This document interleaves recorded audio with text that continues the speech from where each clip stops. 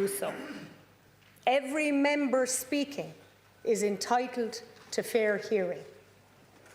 Our constituents expect this debate will be conducted in a respectful manner, and I ask that all members cooperate.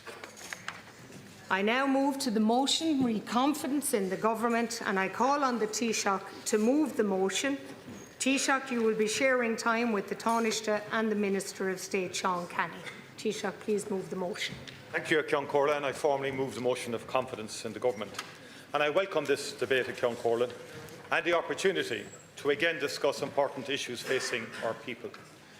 Each of us here has a mandate and a duty to show respect for others and to conduct a debate which shows respect for the people by acknowledging the full range of concerns at this deeply challenging moment in history.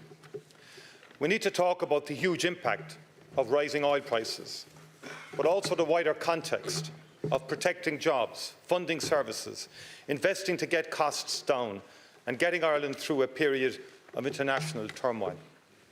Wars and a pandemic has led to sustained pressure on costs faced by families and businesses for nearly 5 years. Government has had to act on a wide range of fronts, including securing basic supplies.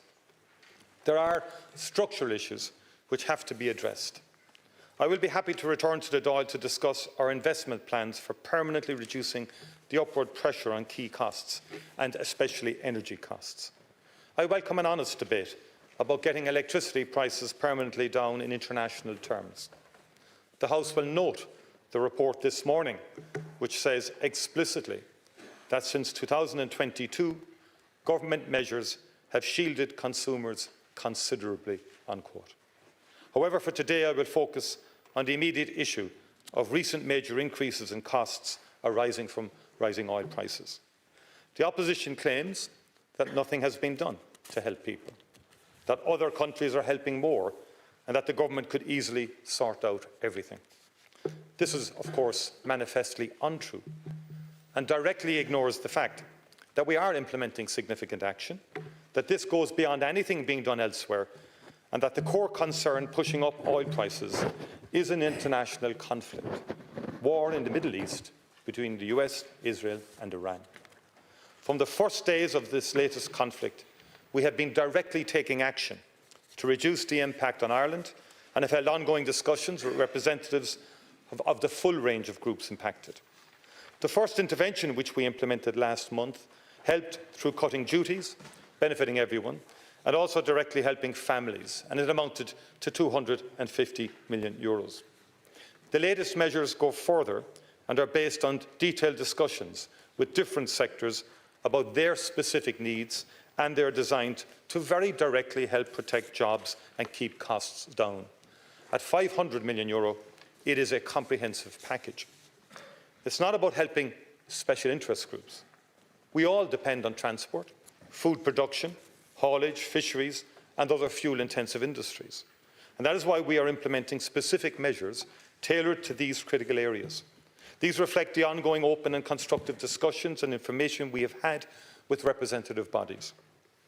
I'm not going to attempt to address all of the false claims by opposition deputies, but I will reply to a clearly untrue statement by Deputy Carty. He claimed the Irish government is the biggest profiteer, his words, on oil prices, and that budget coffers were being swelled. The Deputy is intelligent enough and has enough access to research to know that this is flat out untrue. As the publicly available facts show, the government is already spending dramatically more on measures to help people with fuel costs than it is receiving in extra taxes. Before today, the measures provided by government was costing close to €28 million a week, while the additional revenue has averaged €4 million. Our actions also amount to proportionately the largest assistance package of any European country. The closest any country comes is Spain, where the support package is over a quarter smaller. The packages in Germany and Poland are roughly 90% lower than the supports we are implementing. As for Northern Ireland, the actions taken by the Executive and the British Government combined are a fraction of what we are implementing. The basic core claim that we are doing nothing and are falling behind other countries is simply untrue. One thing the opposition never does is respect the fact that we have to fund social services and investments. We have to secure basic energy and food supplies and keep open trade and exports which are responsible for 90% of what we produce in any one year. We have to protect our ability to overcome new shocks which may arise. The measures we are implementing involve a very significant amount of public resources and directly support those being hit by the shock of increasing world fuel prices. They go further than other governments and they combine both general and targeted assistance. As I have said, I'm happy to return to the House to discuss prices in general and action on affordability. A combination of immediate and long-term actions is required, but any politician here who pretends that there are no hard choices to be made is being dishonest, and they know it. What the people have a right to is sustainable supports combined with sustained action to tackle the structural drivers of rising costs, and this has to be the focus.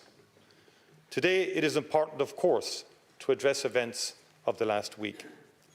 Our action and our engagement on fuel prices was ongoing before the blockade, and it will continue well after the blockade. This is a country which ranks in the top 10 in the world for freedom of speech, the right to protest, and the right of democratic participation. Every week, the streets outside of Leinster House are filled with groups passionately advocating for their cause. People speak up looking for funding for local services, for special education supports, for childcare, for disability services, for pensions, and also for many other political, environmental and social issues. These demonstrations often involve closing roads in coordination with An Garda Síochána. The general public and businesses accept the inconvenience as part of what comes with living in an active democracy. The blockade of critical infrastructure of last week went far beyond this.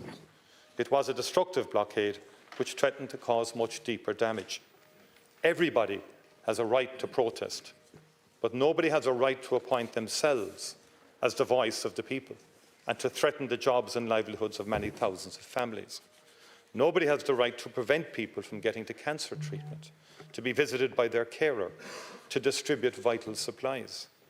The House needs to face up to the fact that these actions were very directly threatening the basic fuel supplies of the country.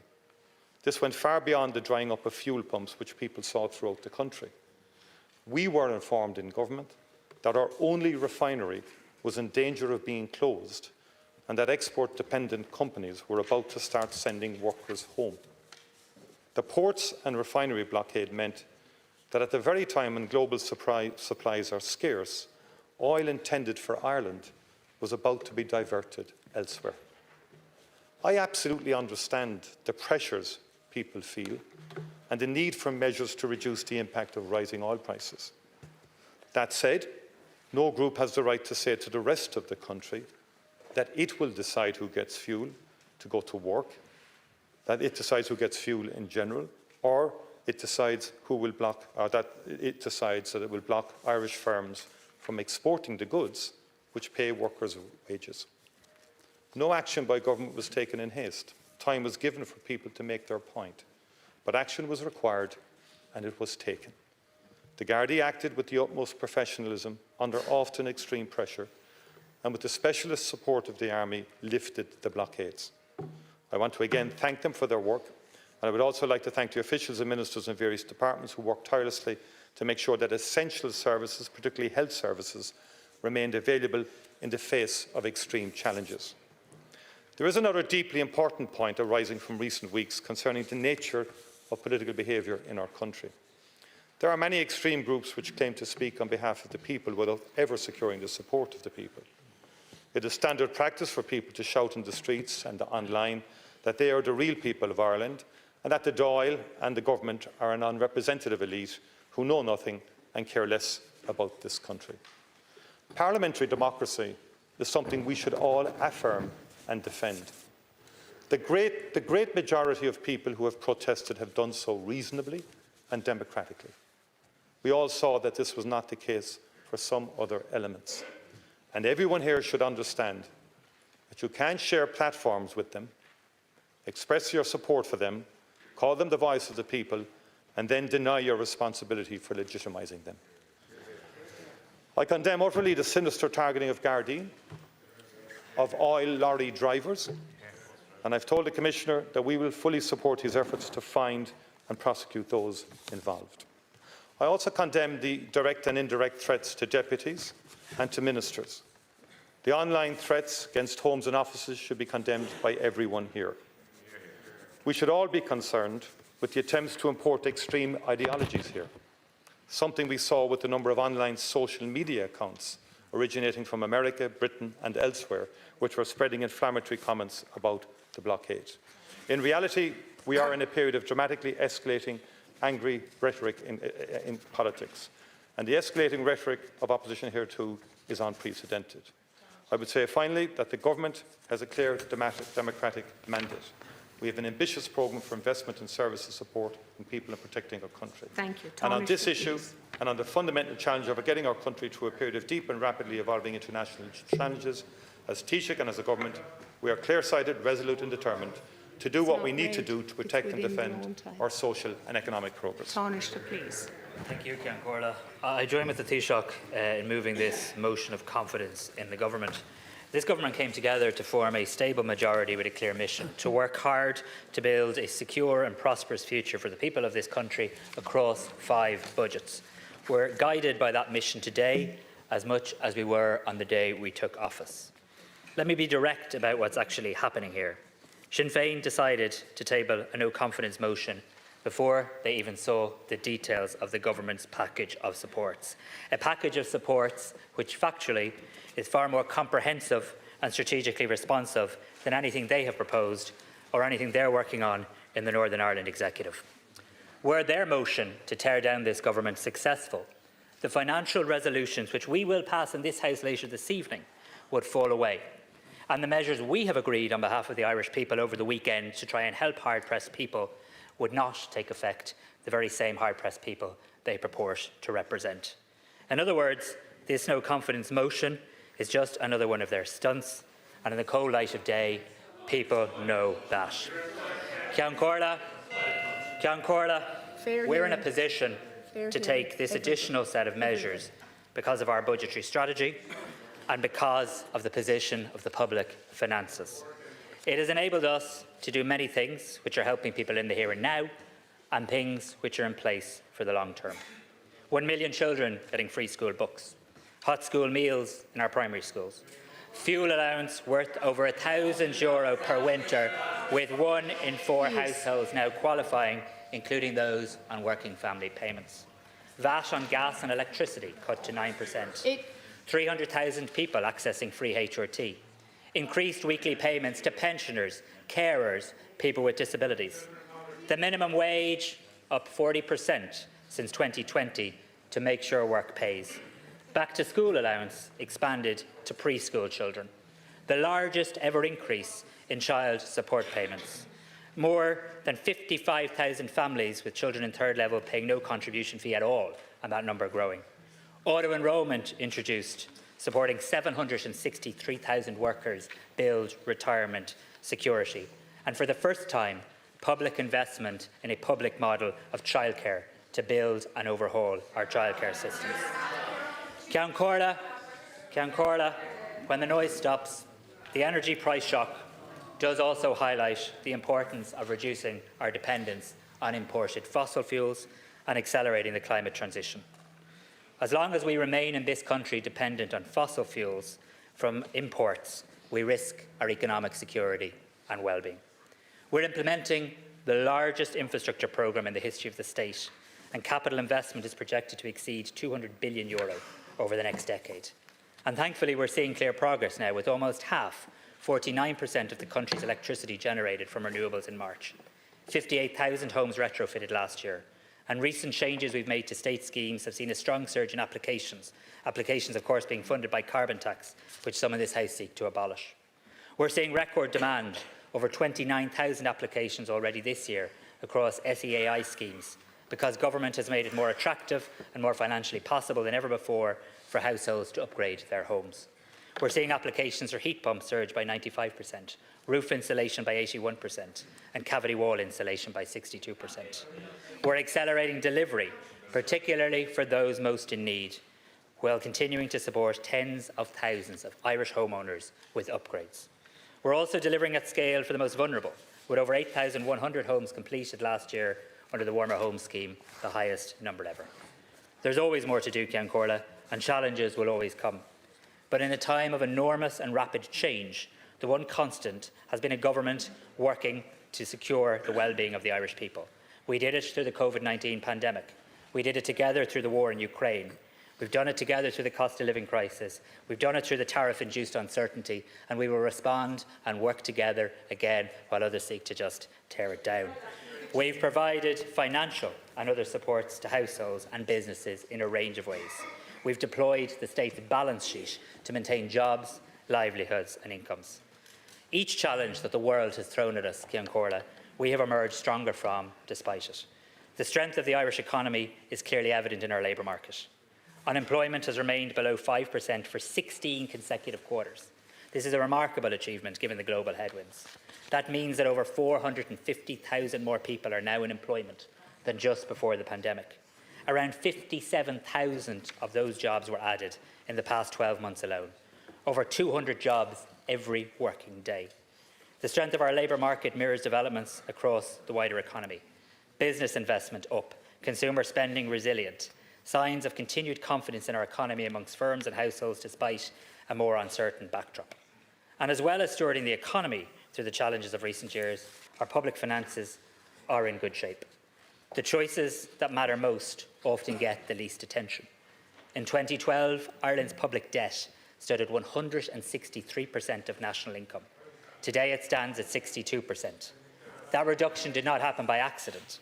It happened because successive governments, including this one, have run structural primary surpluses, have treated windfall corporate tax receipts as temporary rather than permanent revenue, and have made deliberate decisions to sterilise those receipts into long-term saving funds. Our positive fiscal position has given us the ability to respond to the energy price shock. And other countries and other executives, including in Northern Ireland, have not been in a position to respond similarly. We benefit from having acted to address the structural challenges that lay on the horizon.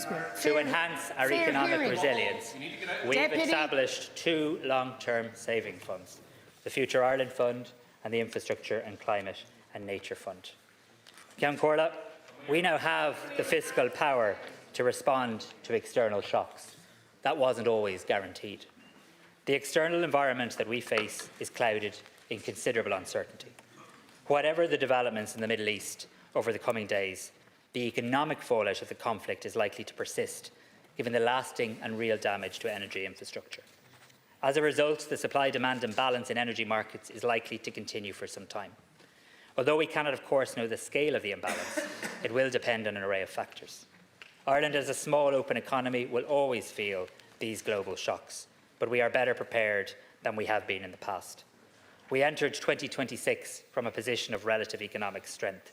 We expect the Irish economy to continue to grow, albeit at a slower pace than previously envisaged, and my department will shortly publish its updated economic assessment. At moments like this, it's always been abundantly clear that we have an opposition which has no shortage of spending plans, but no strategy for growth. No thought is ever given to how they'd fund their endless commitments. For a week, the airwaves were filled by those who shout the loudest and command the most attention online. In an age shaped by social media algorithms, in an age shaped by social media algorithms and 24-hour news cycles, it's easy to mistake that volume for consensus. People face real pressures, but no one in this republic gets to restrict the right of anyone else to move or go about their business. Beneath the noise, we had the cancer patient who couldn't get to their chemo. We had the expectant mother who didn't get to their checkup. We had the man who didn't get to his dialysis appointment. We had the worker who lost a day's pay because they couldn't get to their job. We had a parent stuck in traffic with screaming kids. We had the business owner who couldn't open because of a lack of stock. And while we mightn't have heard from these people much, we know too that they're feeling the pressure. These are people who feel the pressure every day. They get up in the morning, they go to work, and they try to get on with it. There are genuine, hard-working people concerned, people who joined the protest too because they're feeling the pinch. decent people who need our help and need our assistance. They will remain our focus. They'll remain our focus every day, including in our resolutions tonight. That's what fairness looks like. It's what a strong economy can deliver. Real outcomes, a good job and security for you and your family. This government has acted. It's acted decisively. It's using its economic strength wisely. Together we will get through this challenge, but we won't get through it by seeking to sow division and tear our country apart. Deputy Sean Canny, Minister of State Sean Canny, Deputies, respectful discourse. Over the past number of weeks, there has been fear and uncertainty caused by the war in the Middle East. I understand why people are worried and the pressures they are facing. The huge volatile situation is ever evolving and has meant there is a lack of certainty for people that is causing worry and distress. This government has been working hard to ensure that supports are put in place to ease that burden on people. As soon as the conflict in Iran began, we stepped up the engagement with stakeholders across all sectors. Engagement is key to developing any support, hearing from the official representatives of stakeholders and organisations so we can put supports in place that are driven by evidence and help where they are needed most. We announced an initial package in March which totalled €250 million. As independents in government, we have constructively been involved in the process from the beginning. Within my own department, Minister Darragh O'Brien and I have been engaging with all stakeholders in the logistics and supply chain area which are impacted severely by this fuel crisis. We have been doing that on a regular basis since the war began.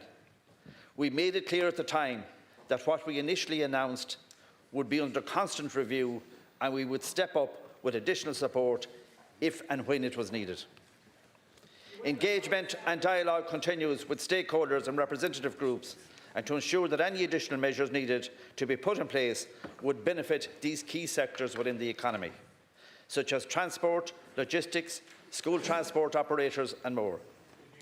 Within agriculture, Minister Michael Healy-Rae, Minister Noel Grealish, along with the colleagues Minister Martin Hayden and Minister Timmy Dooley, have been engaging with various farming organisations to see where this help is most needed.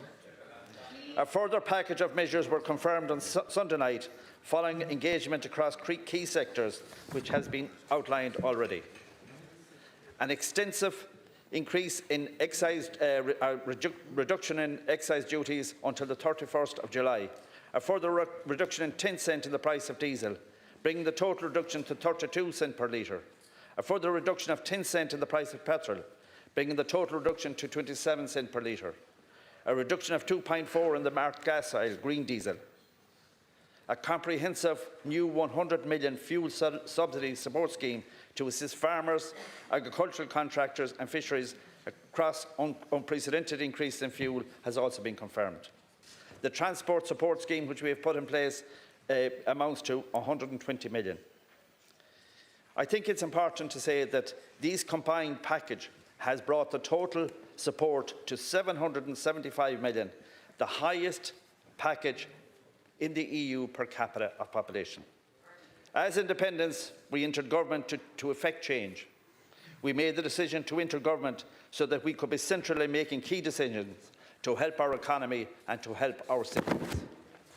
The war in Iran is affecting every single citizen in this country. The state can't handle every single element of this pressure, but we have worked collectively and in partnership with other government parties to introduce key supports to ease the burden. Over the past week, we have seen some members of the opposition actively encourage obstruction, which is not acceptable. Key infrastructure was placed under threat. This does not help anybody. We need to work together in these unprecedented times. And I'd also ask the opposition to reflect on what they're trying to do today. If the opposition succeed in their aim to put this government out of business, those €775 million of supports will be not in place for the people of Ireland. And the issues will become immensely... Deputy, you will have your opportunity. And the issues will become more immensely difficult for everybody. I think it's time to show leadership, and it's time to show that we have the courage to put measures in place. Thank you very much. Please allow. You're finished, Minister. Thank you. I now call on Deputy Mary Lou MacDonald. No, you will not. Please respect the discourse. Deputy MacDonald. Deputies, just have civility is not a weakness on anybody's behalf, but it is good manners on everybody's. Deputy MacDonald, please. Ceann Comhairle Siobhan agus Baran scéil an bhfuil muoín muinseanna tíre tuilte ag an rialtas seo.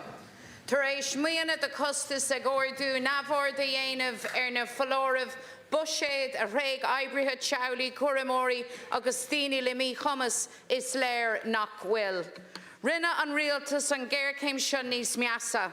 Tá caighdeán marachtáil ag titim, tá daoine faoi bhrú ulmhór, tá an rialtas seo ag tep, níl muinín na dála seo tuilte acu. Today, Fianna Fáil, Fine Gael and the Independents ask us to vote confidence in their government, in their judgment, in their competence, in their ability to protect people in a crisis. It is a very brazen ask from people who have abandoned the Irish people, from those who have stood idly by while workers, families, communities and key sectors, the backbone of the Irish economy, struggled and struggled hard. A government that tried to shortchange people with half measures, one that sent the Dáil home for 20 days in the middle of this crisis, and that refused and refuses to listen. A government that at every turn acted only to inflame an already desperate situation. Yes, there is global instability. The illegal war by the United States and Israel against Iran has driven oil prices upwards, and that war must end. But it is your own arrogance, your lack of judgment, your lack of any empathy that has left people with no conclusion other than this: your time is up. And let's be honest, all of this didn't start last week. The seeds were sown in your budget in October, a budget of €9.4 billion that still managed to leave people worse off. A budget where you claimed that the cost of living crisis had passed. A budget where you turned your back on reality. A budget that looked after developers, corporate landlords and the banks, but left workers, carers, people with disabilities and families behind. You pretended that everything was fine, while people knew it was anything but that. And since then, things have only gotten worse. People feel it every single day. They live it in the supermarket, at the petrol pumps, when the bills land on the kitchen table, as workers head out the door in the morning wondering how they'll afford to fill their car, as families ration heat, deciding which rooms they can afford to warm, as carers and people with disabilities face the choice of heating or eating. That's their lived reality. And what do you do as this pressure built? Well, you sent out bills to parents to increase school transport fees. You reintroduced exam fees for Leaving Cert and Junior Cert students. And prices continued to rise. And the warnings came to you. You were told, and you ignored every last one of us. Your half measures 3 weeks ago only tinkered at the edges. A modest cut in excise, wiped out almost immediately. Absolutely no action on home heating oil. No meaningful support for workers. And we told you clearly that your half measures wouldn't cut it. And remember, we also provided you with an alternative that would have made fuel affordable and that would have supported people, but you walked away. You sent the Dáil home for 20 days. 20 days while people struggled, 20 days while costs surged, 20 days while families were left to cope alone. And Taoiseach, I wrote to you. and I asked you to convene the Dáil immediately, and you ignored me. You ignored me because you are completely out of touch. That's the truth. And people have had enough, because workers across the state know exactly what's happened here. They know that they are paying more and getting less. They know that life has become unaffordable. They know that Fianna Fáil, Fine Gael and the Independents are not on their side. And now people are demanding real measures. And yes, it has been the farmers, the agricultural contractors, the hauliers, the bus companies and others who have led the charge. But people everywhere now are calling for real action. They're calling for real leadership, and you don't provide that. On the contrary, your attitude over the past week was the arrogance of this government writ large, and your message to the ordinary people that you sneered at was like it or lump it. You demeaned peaceful protesters. You insulted them, and you insult them here again today. You refused to meet them because you decided that it was beneath you, it seems. Beneath you. As if your government has any great lofty standard about who you will sit down with. Give me a break. Whether you like what we only have to look to your grubby deal with Deputy Michael Lowry to see how very far from the truth that is. You see, you'll do deals when it suits you with anyone. You'll negotiate when it suits you. But when ordinary, decent people raised their voice, you turned your back. And incredibly, you then escalated the situation through your rhetoric, through your refusal to engage, and then you threatened people, including talk of sending in the army. That is not leadership. And even after all of that, the pressure, the protests, you come back with more half measures, not the comprehensive package that you brag of today. A small cut in excise, which doesn't make fuel affordable, a delay only in the carbon tax increase, not meeting the scale of this crisis. You don't want to listen to your own a cut that will be gone with the next price spike, no removal of excise or carbon tax still on home heating oil, no real relief for households. And you completely ignore carers, people with disabilities, for whom fuel is essential. It's not a discretionary spend. So today, as you backslap, as you congratulate and flatter each other, just know that beyond your bubble, people see a government that's out of touch, refusing to listen or act in their interests, unable to understand their lives, and they have had enough. Trust between Fianna Fáil, Fine Gael, the Independents and the people is shattered. Big promises made at the general election, broken one after the other. You promised income tax cuts every year. You broke that promise in your first budget. Not one red cent for working people, developers, landlords and banks looked after, though. You promised affordable childcare. Where is it? Parents are still waiting. You promised to abolish student fees and then you increased them.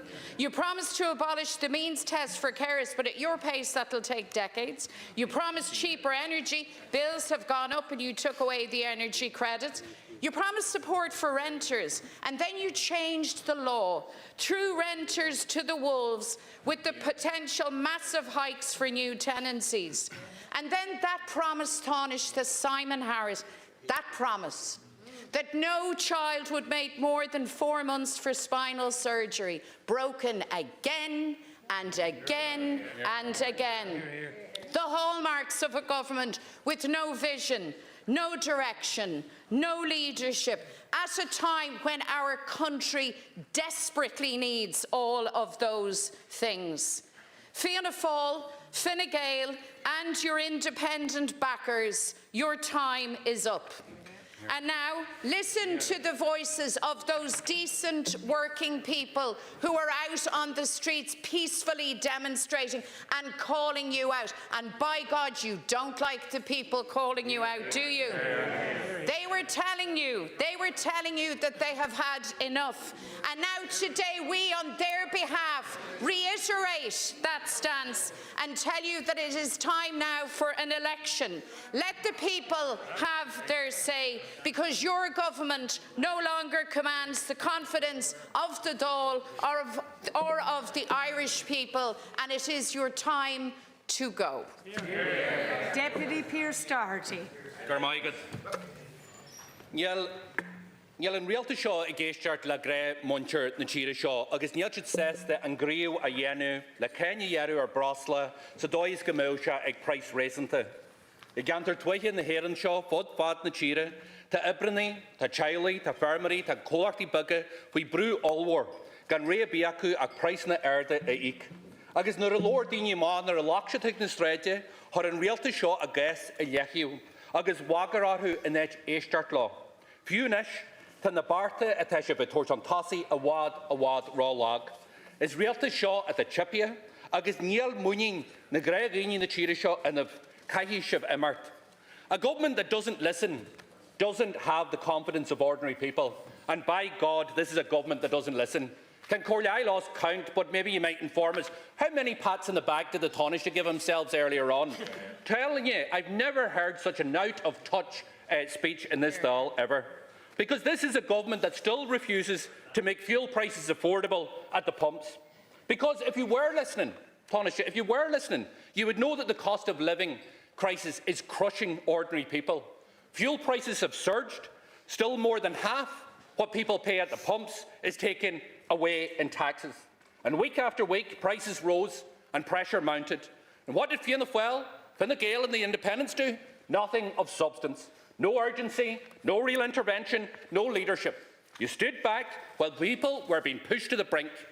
Your first response was an insult, and any benefit that was wiped out almost immediately. No action on home heating oil, no meaningful support for households or rural communities. And it didn't come close to addressing the problem. And then what happened? You walked away. You refused to recall the Dáil as it didn't sit for 20 days. And all the while, households faced soaring bills while workers struggled to get to work. And farmers and contractors, they faced rising prices and input costs with no support from government.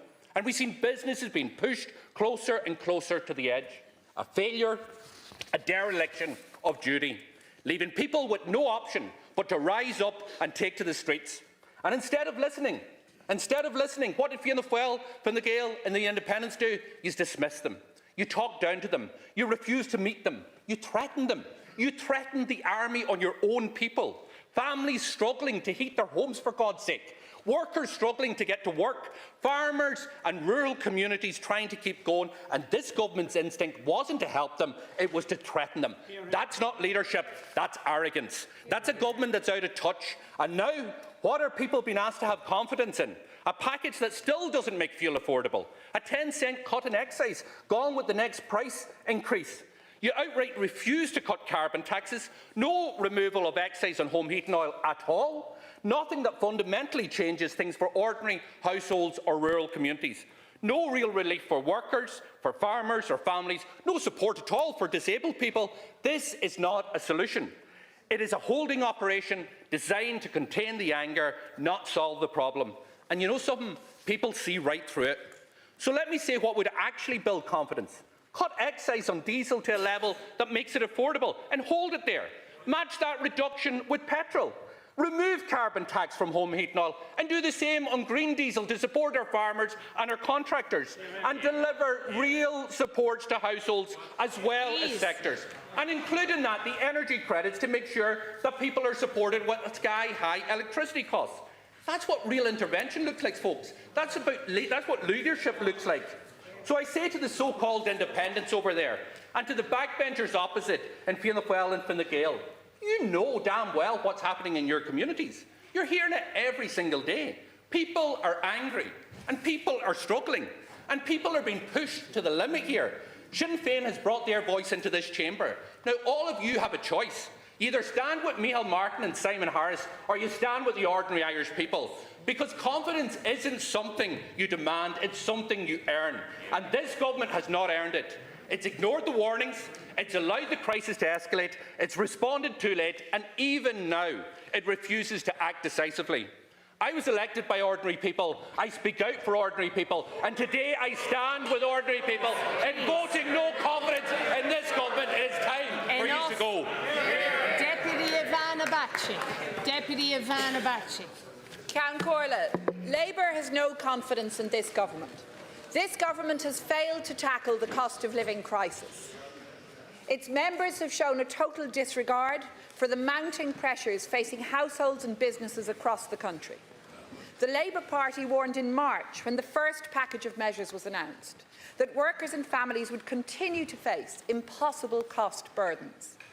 We warned then that government needed to adopt robust policies on renewable energy, on transport costs and on remote working. The events of last week and the support from the public for the aims of the protests was not just about fuel prices. But the government has patently failed to recognise this. They failed to recognise why so many people across the country are so angry with them. And it's about energy bills, yes. But it's also about exorbitant rents and mortgage costs, about house prices, childcare, education and healthcare costs, waiting lists and more. It's about a budget last October that did nothing for working people.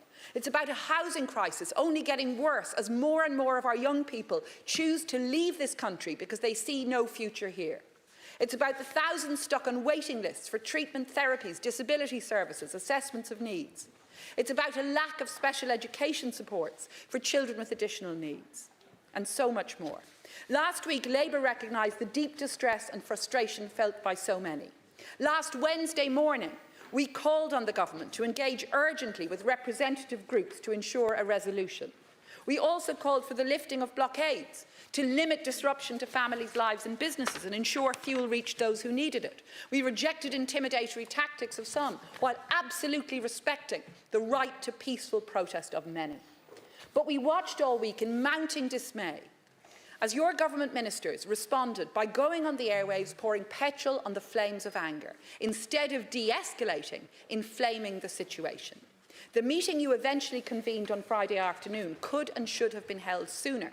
Government could and should have acted more swiftly to address the real and genuine concerns of so many. The government's actions over the last week alone have shown that it's incapable of handling crisis situations. This government is worn out, tired out and zoned out from the reality of people's lives. After too many years in office, this government of Fianna Fáil, Fine Gael, the Lowry Group and it seems half the Healy Rays just didn't get the message. Indeed, in the week before Easter, the message should have been received loud and clear about the growing fuel and energy security crisis resulting from Trump and Netanyahu's illegal warmongering in Iran and Lebanon. But government leaders were more focused then on talking about tax cuts for the rich. In the week when grocery inflation was reported at over 6%, the Taoiseach was on a media blitz for his new investment savings scheme, while 320,000 households are in arrears on their electricity bills. The Taoiseach was ruminating on inheritance tax cuts in the next budget. That's where the government's priority was, totally out of touch. And as protests began, there followed a week of dithering, confusion, mixed messages. Bombastic statements issued by Taoiseach and Taoiseach on Wednesday night, but no real follow-through. On Thursday morning, the Justice Minister ratcheting up the tension by announcing that the assistance of the Defence Forces had been requested. In his rush to get on the airwaves, it appears he neglected to consult with the Minister for Defence. His intervention only inflamed the situation further. Not to be outdone, of course, the Minister for Media announced yesterday that he wants Comisiún Naman to investigate media coverage of the protests. Goodbye, Viktor Orbán. Hello, Patrick O'Donovan. At best, I see there was a slide and tackle from Commissioner Naman earlier on. At best, one might hope this was a cynical attempt to distract from a disastrous week for the government. But at worst, and in seriousness, it's a minister resorting to sinister threats against the national broadcaster because it was doing its job of reporting fairly on events around the country. Yet as bad as last week was, Ceann Comhairle, the real crisis has yet to properly hit us. The International Energy Agency has been warning for weeks that the world now faces the most severe energy crisis ever recorded, a supply shock yet to properly hit Ireland or Europe. So, Taoiseach, where is our national fuel security plan? The crisis of last week shows a shocking unpreparedness if we end up facing a fuel rationing situation. The Labour Party has no confidence in this government to bring forward the radical proposals that need to be introduced as the IEA has advised. Proposals that indeed Labour has made for remote working, for making public transport free, for taking serious measures to reduce our reliance on fossil fuels. Ireland needs real action now to invest in renewable energy, retrofitting solar and wind installation, to reduce energy costs, to curb emissions and to tackle the climate crisis. And that's another reason why Labour has no confidence in this administration.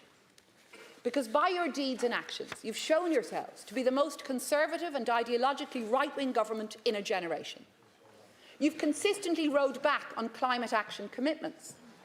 You've arrogantly dismissed and consistently voted down constructive proposals from Labour and others in opposition on taking action on housing, on workers' rights, on the cost of living. You stopped sick pay increases. You rowed back on a living wage. You voted down our Labour bill on the right to remote working. You sneer at calls for stronger state action on housing or the development of a state construction company. And Taoiseach, your budget last October provided no relief for working people, failing to index income taxes, removing vital once-off supports, and at the same time committing millions to untargeted VAT cuts for construction and hospitality, big builders and burger barons. The value of those VAT cuts will be washed away in the inflation likely to hit us over the next 6 months. The price of construction of a house already reported to have increased by €25,000 to €30,000. A VAT cut on hospitality that was never going to be passed on anyway, and that would have been better spent on targeted supports for those now in fuel and energy poverty. Taoiseach, this government cannot be trusted to manage the public finances. There's a €600 million deficit already forecast for the Department of Education. You've managed to spend nearly £1 billion on fuel supports without any new measures that will tackle energy poverty or that will address the near €200 million of arrears on household gas and electricity bills.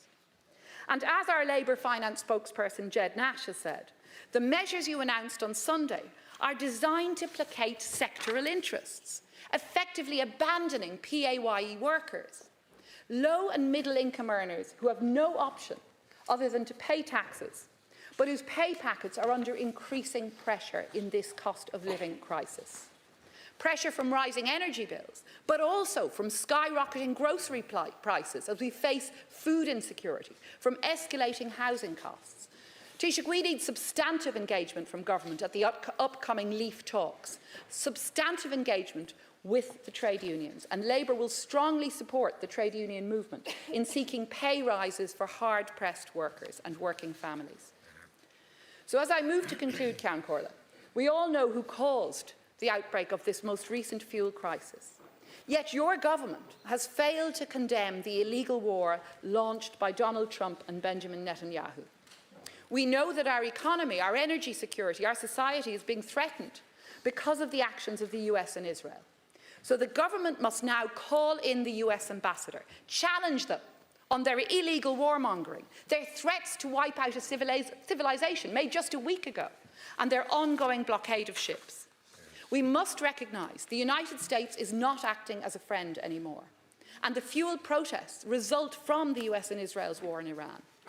The government must press the EU to sanction Israel as it seeks to conquer southern Lebanon, and we're watching in horror as Israel erases villages from the map, colonises the West Bank, continues to destroy Gaza and entrench its system of apartheid.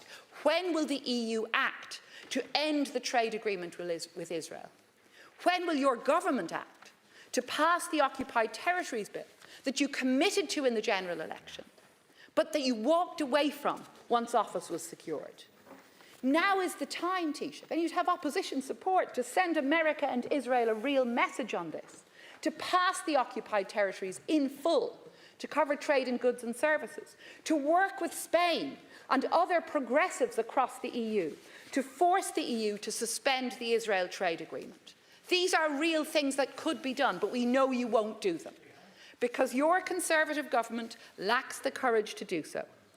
Taoiseach, you have failed PAYE workers, you failed struggling households and hard-pressed families. We in the Labour Party have no confidence in you.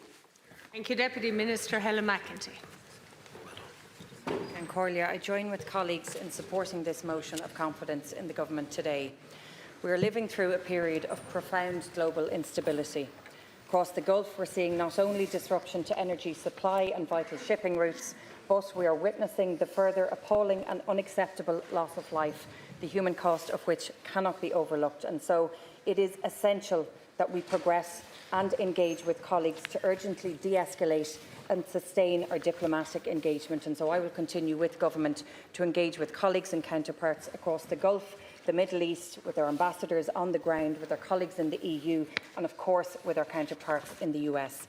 The partial closure and blockading of the Strait of Hormuz has had immediate and far-reaching consequences, sending shockwaves through global markets. And as we all know, it is directly impacting families and businesses here in Ireland. We can see it at the pumps, we see it in our bills, we are seeing it in the cost of living that people are facing every day. And we are all in government listening to the concerns of people, to our constituents and beyond.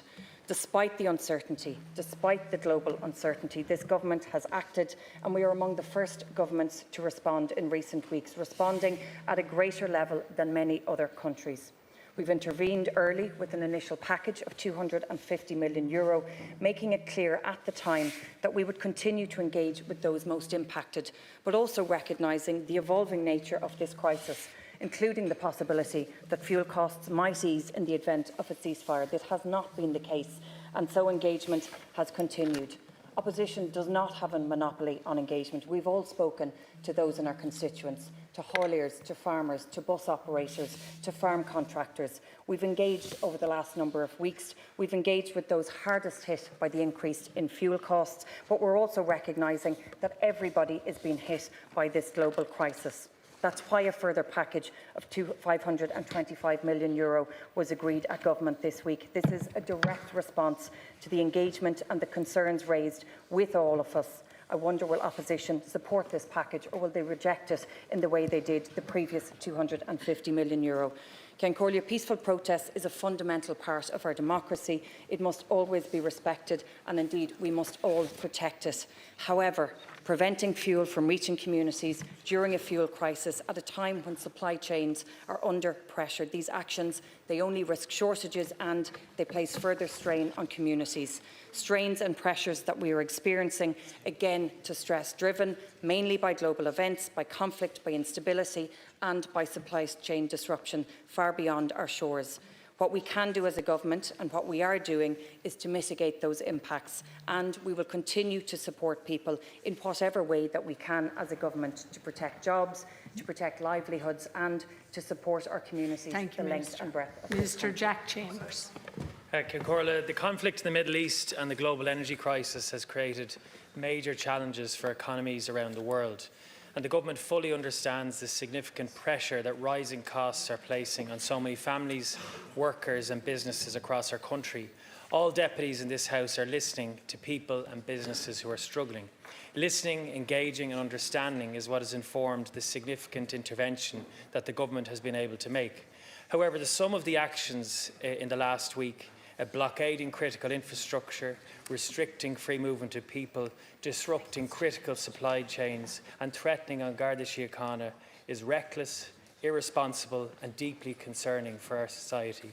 In the space of 6 weeks, more than $700 million of support has now been made available to workers, households, businesses and the sectors most exposed to the increased fuel prices. Following specific engagement, we've obviously provided supports in transport, agriculture, but unlike what Deputy Batchik said there, the majority of workers across the economy will benefit from the reduction in excise in terms of the price at the pump, and also the significant support that's been made around the expansion of the fuel allowance. While all countries are impacted, none have responded on the scale we've been able to provide for our citizens, with the largest per capita support package of any EU member state. Tá de gobar de hir ag éisteach le daoine agus ag déanamh ar níhil an brú atá a roioine a laidú. An gada sné semach agus ó húsach na bliana, churmar a pakastí a chawracha chun phobal chun cín.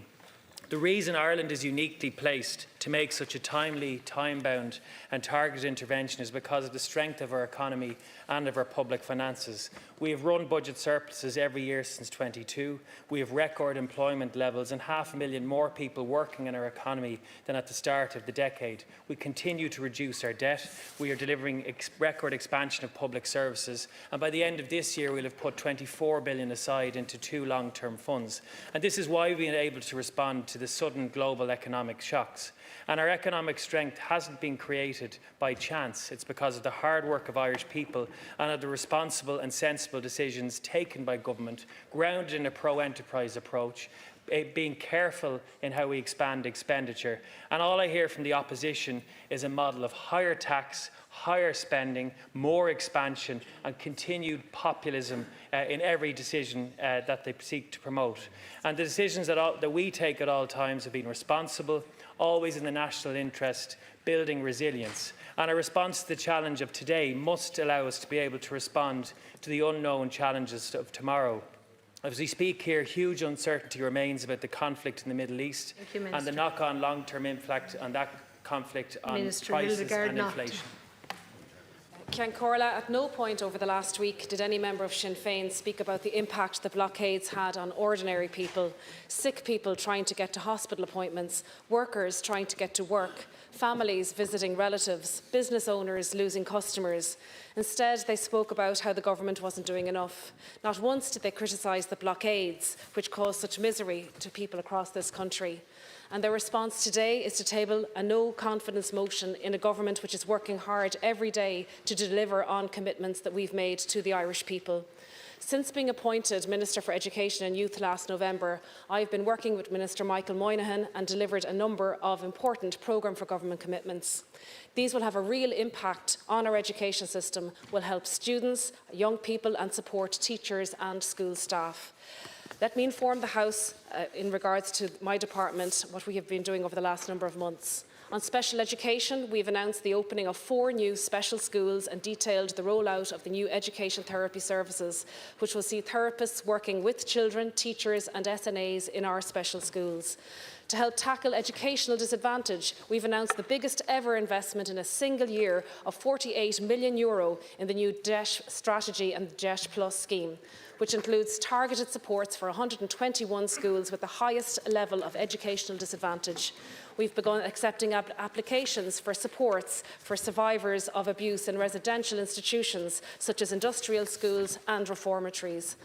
And to ensure our education system continues to deliver world-class outcomes, we have launched the National Conversation on Education and the National Convention on the Future of Education. This is a once-in-a-generation opportunity for children, young people, parents, educators and wider society to help Ireland's education system for decades to come. I could go on to speak about the €7.55 billion capital investment. I have full confidence in this government. James Brown. Thank you very much, Ceann Comhairle, and I welcome this discussion today and indeed the opportunity to speak in full confidence in this government and its leadership. And there is no doubt that this Dáil and every single one of us here, all of us elected representatives, are experiencing in our constituencies the impact of global political uncertainty on real people, families and businesses. Events that seem so far away geographically have a very immediate impact on everyday costs for people, from food to fuel, the very basics. I think we can all acknowledge that this is a deeply challenging period. But it is also a period that demands that we work together in this House rather than against each other to ensure we protect this state and our people to the best of our ability. If we ever needed reminding as to our status as an open economy on the edge of Europe, the war in Iran has once again confirmed it for us all, even after Ukraine, Brexit and COVID. This government has been elected with the task of managing these impacts and being responsible in our response to them as they arise, but also with an eye to how each and every action and measure we take have consequences. We have to manage as elected representatives the impact of rising oil prices, the need to act robustly to protect jobs and futures, to ensure we fund our key services and supports, to deliver safe and secure housing for our people, and investing proactively and sustainably to get costs down for ordinary people.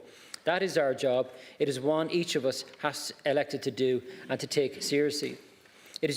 And we have the resources. It is due to the stewardship of our country by this government and indeed by previous governments that we have been in a position to act and act decisively with financial supports.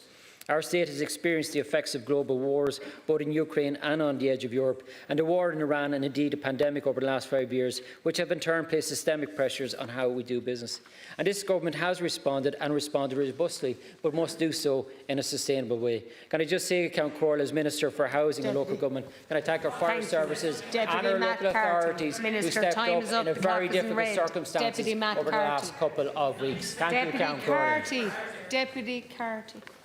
And Corla, for all the government's arrogance and backslapping, the truth that ministers haven't divulged is that your TDs are under more pressure today than they have been in a political lifetime. And that pressure, Dara, isn't coming from Sinn Féin or any other party. It's coming from your own constituents. Yes, Sinn Féin tabled the no confidence motion, but we're just the messenger, folks. The message has been sent loud and clear. This government has failed and you've lost the trust of the people. Hear, hear. You refuse to listen or acknowledge the financial pressures facing workers, carers, people with disabilities, families. You ignored small businesses, farmers, contractors, bus drivers, hauliers, virtually everyone else. You introduced a budget. You introduced a budget that actually made people worse off, and then you had to be dragged kicking and screaming to act, and when you did, you introduced half measures. Those that have been making their voices heard are the salt of the earth. I've spoken to them. Hard-working people, most of whom actually had never protested before in their lives. They were the same people actually that we turned to when the parties in government actually crashed the economy. They were the people who lost businesses and then rebuilt them. They're the people who went without meals in order to save their farms and their homes because you bailed out the banks instead. They're the backbone of the domestic economy, the lifeline of every town and village and rural community in this state. And their voices have been heard loud and clear. And the question today is, have you lot listened? Because Cancorla is Chocty Dáil Midge. When the revolutionary generation established the first Dáil, they made a very significant decision. Elected representatives wouldn't simply be titled members of Parliament. Instead, those returned by voters wouldn't be given so much as a title, but an obligation. Chocty Dáil, messengers of the people. And today is the day for every member of this House to bring the message of the people to this government. So will Fianna Fáil TDs actually bring the message that they've been receiving from their constituents? Will Fine Gael TDs? What about the independents, those who pretend to be champions of the people? Will they act in the interest of those who elected them, or will they act in their own self-interest? Because the truth is, if TDs are to live up to the promise of those who established on Céad Dáil, if they're to fulfil the pledge to be messengers of the people, then this government will be gone tonight. It's time, Akarja, to pick a side. You're either on the side of those who you pledged to represent, or you're on the side of this debacle of a government. Cancorla, I'll be bringing the message of my constituents to this Dáil this evening. I will be voting no confidence in this shambolic government. Deputy Holly Cairns. Deputy Holly Cairns. Cancorla, we're here today because this government doesn't listen. It doesn't listen to the opposition. It doesn't listen to its own backbenchers, and most importantly, it doesn't listen to the people. The cost of living crisis didn't suddenly emerge 6 weeks ago when Trump attacked Iran. It has been growing and growing for years. And this government has had the resources to provide meaningful support to people, but refused to. Instead, people have watched while you wasted countless billions, failed to deliver critical public services, housing and infrastructure, all while giving sermons about the importance of fiscal prudence. That is the backdrop to these protests. Life in this country has become totally unaffordable for an ever-increasing number of people. People working long hours every week, barely seeing their families and really struggling just to pay for the basics. Pensioners who spend long evenings in freezing homes because they can't afford to turn on the heat. Disabled people choosing between heating their home or charging their mobility aid. The pressure is relentless and it is draining. The cost of groceries, energy and housing has all skyrocketed with no end in sight. For many, the fuel increases were a tipping point, and these protests were a way to express that. I want to be clear that the Social Democrats do not agree with blockades of critical infrastructure, but I do understand people's frustration and their growing sense of desperation. Last week, as protests began to grow, instead of recognising that frustration and that desperation and engaging with people, the government refused to listen. A succession of senior ministers issued combative, patronising and dismissive statements. The Minister for Justice was talking about sending out the Defence Forces before anyone had even spoken to the protesters. That is not leadership. That is a failure of leadership. The vast majority of protesters are farmers, hauliers and ordinary people who simply cannot keep up with the rising cost of living. Taoiseach, one of the most stressful things is the thought of not being able to put food on the table. The mental health impact on people who rely on diesel to do their jobs does not seem to register with this government. People are terrified. They do not want to be out on the streets. They want their government to listen to them. They want their government to help them. Your failure to do so created a vacuum. A vacuum that has allowed a small number of far-right actors to try to hijack the protest for their own agenda. Taoiseach, you played right into their hands. And now, instead of reflecting on your complete mishandling of this crisis, the government is engaged in a blame game. Your Communications Minister is even blaming the media. And you come in here today, the first occasion the opposition has to ask questions, and you rip up the Dáil schedule and prevent us from even doing that, showing contempt for this House as well as the people who elected us to hold you accountable. It is shameful. And it shows the complete arrogance of this government and your complete inability to read the room. Proposing a package of measures that will be of little assistance to the vast majority of people. 700,000 households all over the country are reliant on home heating oil. The cost of it has soared 70% in just under a month. And there is nothing in your proposal to address this. It is further evidence, not that we needed it, that no lessons have been learned. Ceann Comhairle, we all know that these latest price shocks are the fault of Trump and his illegal war with Iran. But the scale of the impact here is not inevitable. It is the result of political choices.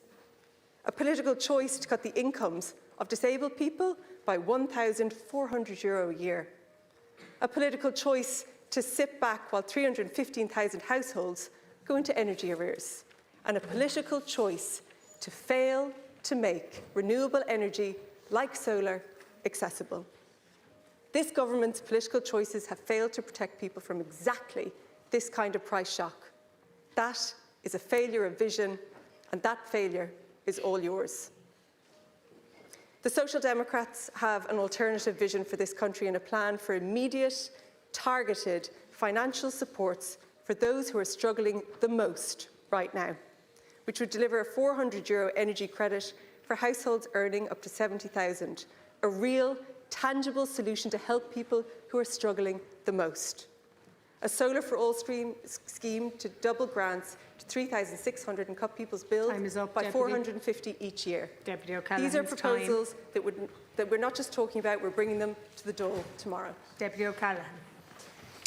Ceann Comhairle, gach law, gach seachtain, feicimid rialtas atá cáilte a bhealach. Rialtas nach bhfuil cuireann faoi go ná daoine. This is a government that does not listen, doesn't listen to the people, to the opposition, but doesn't listen to your own backbenchers. Having ignored all the warnings, the government stumbled into a full-blown crisis last week. When calm leadership was required, we got chaos. Instead of pursuing a strategy of de-escalation, ministers decided to fan the flames. GI Jim O'Callaghan arrived on the scene thinking that he was Rambo, cá bhfuil sé anois. The last thing that the country needed was that approach. Thankfully, a very effective, professional policing response from Garda Síochána brought the country back from the brink. As the dust settles, people really struggling with the cost of living remain left behind, forgotten by this government. The people who can't get their demands high up on the agenda by parking their trucks on O'Connell Street. The people with disabilities who are already €1,400 worse off after this year's budget. The woman in my constituency who had to make a choice this winter between heating her home and recharging her electric mobility aid. This meant she was virtually housebound for the winter. That's what this government is doing to people. The words of a nurse sum up what so many people around the country are experiencing, and I quote, "I'm working with the HSE for 16 years. My paycheck goes straight to my account to pay bills, rent, childcare fees. I am in huge debt." Taoiseach Ton, she should listen to this. She says, "I cannot get a deposit for a mortgage together. I cannot afford for a small wedding for myself and my fiancée. I cannot afford to go to the doctor or the dentist when I'm sick or ill, and by the end of the week, my fridge is almost empty." Taoiseach, I think it's clear from listening to your speeches this afternoon that you still don't get it. You stood up here today and essentially listed out all your so-called achievements, telling people really how good it is. No, you did. Really sort of getting that message, trying to get that message across to people that actually, you know, we've done so much for you. The reality is you haven't been listening, and that's just really, really clear. It was a desperately difficult week last week for the country. I don't think anyone would think that it was an easy thing to resolve. And even the people that I speak to in my constituency, and indeed in the constituency of the Taoiseach, they were deeply conflicted because many of them didn't agree with the blockades, many didn't agree with people's appointments being blocked. They didn't necessarily agree with or align themselves with some of the people who were leading the protests, but they could understand why they were doing it. And the reason they could understand why they were doing it, why they'd left their homes, why they were, you know, living out of their tractors or their trailers on O'Connell Street, they could understand it because they could empathise with it, because they too are living through it. They know how difficult it is. The people I spoke to in Wicklow weren't necessarily talking about fuel costs. They were talking about disability services to me. They were talking about education. They were talking about childcare. So they were talking to me about their lived experience and the difficulties that they're facing. Energy costs, food costs. It is piling up and up. And the reality is the strikes last week and the protests last week, they weren't necessarily just about fuel. They were about a government who has frittered away billions, that hasn't listened, and are leaving huge numbers of people in this country struggling to keep their head above water. Thank you, Deputy Whitmore. Your time is up. I'd ask that you pay attention Minister to them. Norma Foley. Ceann Comhairle, this is a time of global uncertainty and a time of great difficulty and anxiety for all of society. I am more than conscious of the impact that a series of geopolitical shocks have had on people's earnings and their spending power. Inflation hurts everyone. Each crisis, Brexit, COVID-19, Ukraine, Gaza, US trade tariffs, the military action by Israel and the United States against Iran, each one has had a damaging impact on the prices of everyday items, ranging from the weekly shop to clothing prices to topping up at the fuel pump. Tá is a go náfach in aimsir na géir céime go bhfuil gá le rialtas cósaí, daingan agus sláán sa bháilte. Rialtas a chuirigh ar fáil ní ba séad a bháin ach gá, trí, ceithre agus chuig bha séad de réir a mandáid déan leatha chun bobbal. We know in times of crisis there is a need for stable and secure government, a government which will deliver not one, but 2, 3, 4 and 5 budgets in line with its democratic mandate from the people. This government is providing supports to cushion the inflationary blow insofar as is possible within the limits of responsible management of the public finances, always mindful of the unpredictable and volatile nature of global affairs, which could lead to further economic shocks at any time in the future. Mara Derimid, ní hé lán ríthe lá na scalab. In these challenging times, responsible, stable and measured government is what is required. This government is delivering just that, and for that reason, I will support the motion of confidence this afternoon. Thank you very much, Count Corla. In 2 minutes, it's very difficult to make a substantive contribution on such an important topic. But I just want to make, I think, and focus on one particular aspect. That we are all, as someone referred to, messengers of the people. We all need to listen to everybody. And I think, and there's a real problem with the way in which the opposition, particularly in this Parliament, behave, in that they listen, I believe, to the people who shout loudest to this. That's not the entire population of our country. There's a whole section of our world, our society, of people, ordinary people, particularly older people, senior citizens, people who last week couldn't get medical appointments. One woman met me at the weekend, absolutely distraught over the fact, having spent 5 hours to get to her appointment, the consultant and doctors couldn't get to the hospital, so they couldn't provide it. But no one, she said, literally said to me, I don't know how to post on Instagram. I don't know how to go on Twitter. So no one will hear my side of the story. Now, I fully recognise that people have a right to protest. And I fully recognise that people feel real pain over the costs. But you don't have the right to destroy someone else's life. There has to be a balance. And we, as parliamentarians, don't have the right to clearly decide to pick one side because it shouts loudest and you think you can get a political stunt out of it. That's not what democracy should be about. That's not representing all the people. That's choosing very selectively to represent.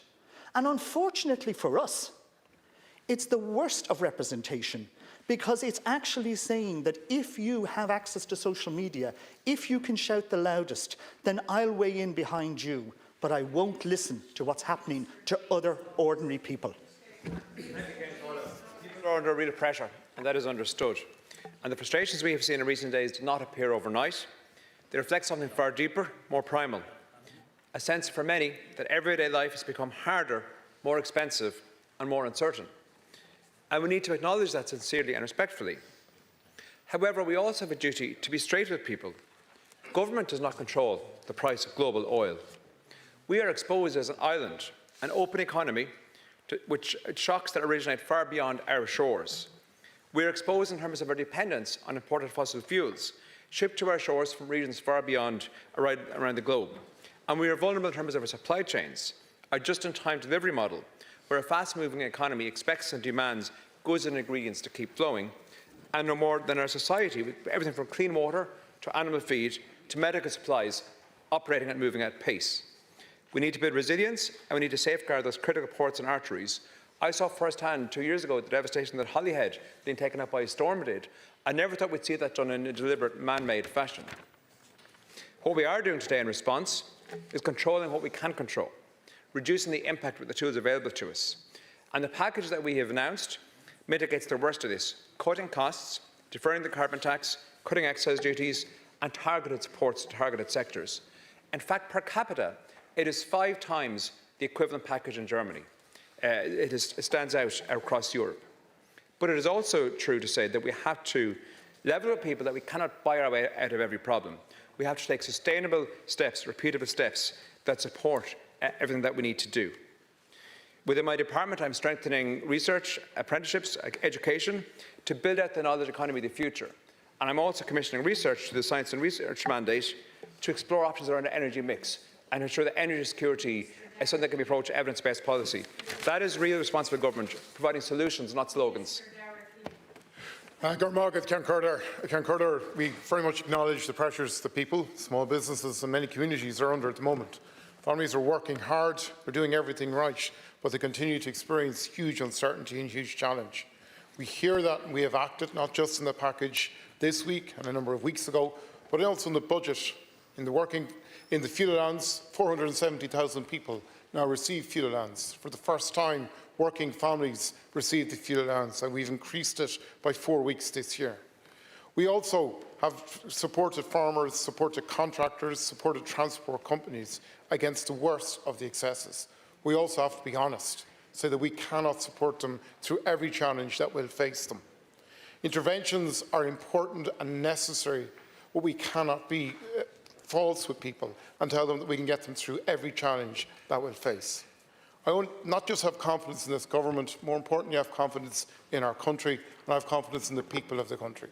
We have faced challenges before. We have faced a succession of challenges over the last 10 years in particular that have put enormous pressure on people's incomes, on people's businesses. But we will continue to work with them to get through those challenges. Tá muine agam níomháin sa tír seo, ach tá muine agam bhí muintir an tír seo. Agus té seo tábhachtach le an córa gur cheasamid ar chun agus leis na daoine an tír seo go háirithe ag an pointe seo.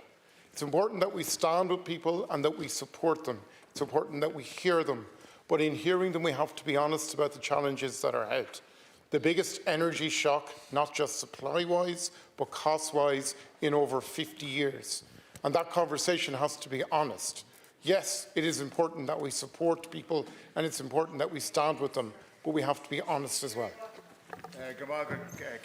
Ganoras tá an duine go léir faoi bhrú, ach tá é an rialtas a géisteacht, tá mé é caint go mómhar leis an gná duine agus tá mé é gobar ar chun gach duine.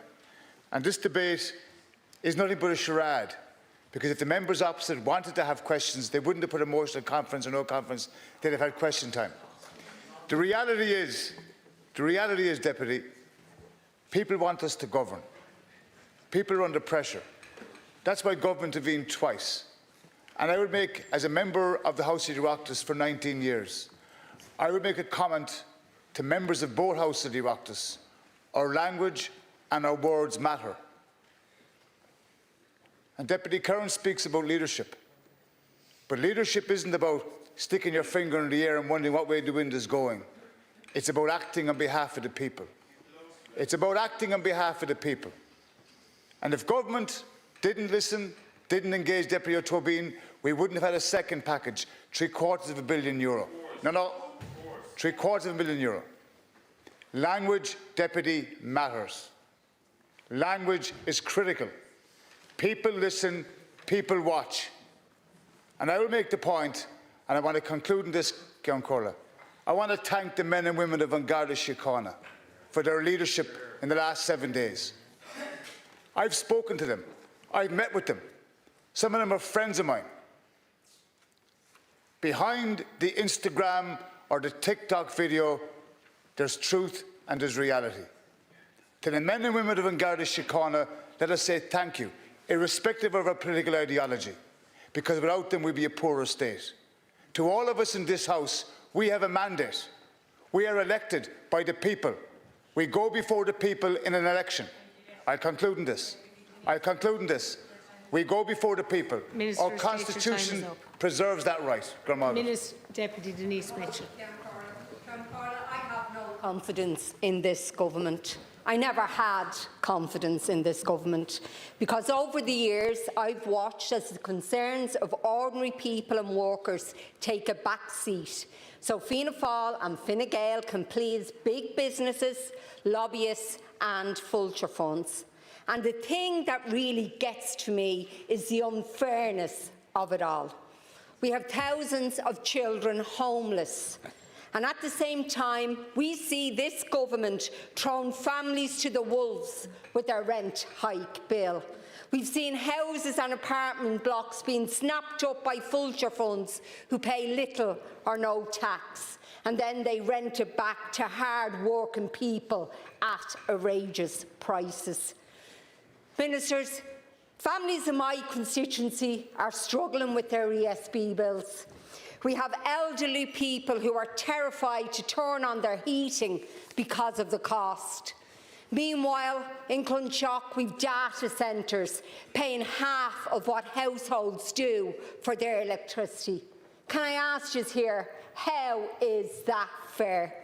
We had promises from government of a cost of disability payment, for an end to the means test for carers. More broken promises. Instead, you left them worse off after your budget. Whatever happened to standing up for the people who get up early in the morning? Remember that phrase, the phrase Fine Gael was so fond of? Well, they got nothing. And I cannot be the only TD in Dublin Bay North who's hearing about the unfairness of it all. I'm sure the Fianna Fáil deputies and the Fine Gael deputy and Deputy Heenahan is hearing it too.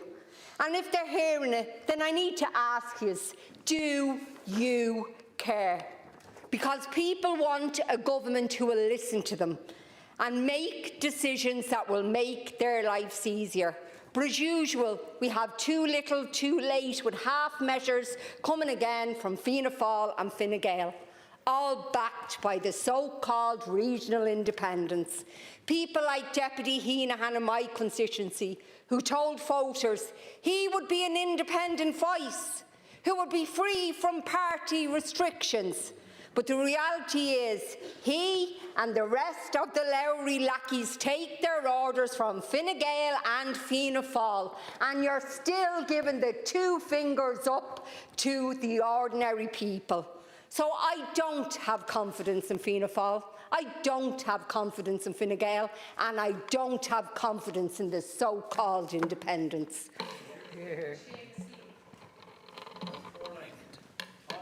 And the Taoiseach have left the chamber.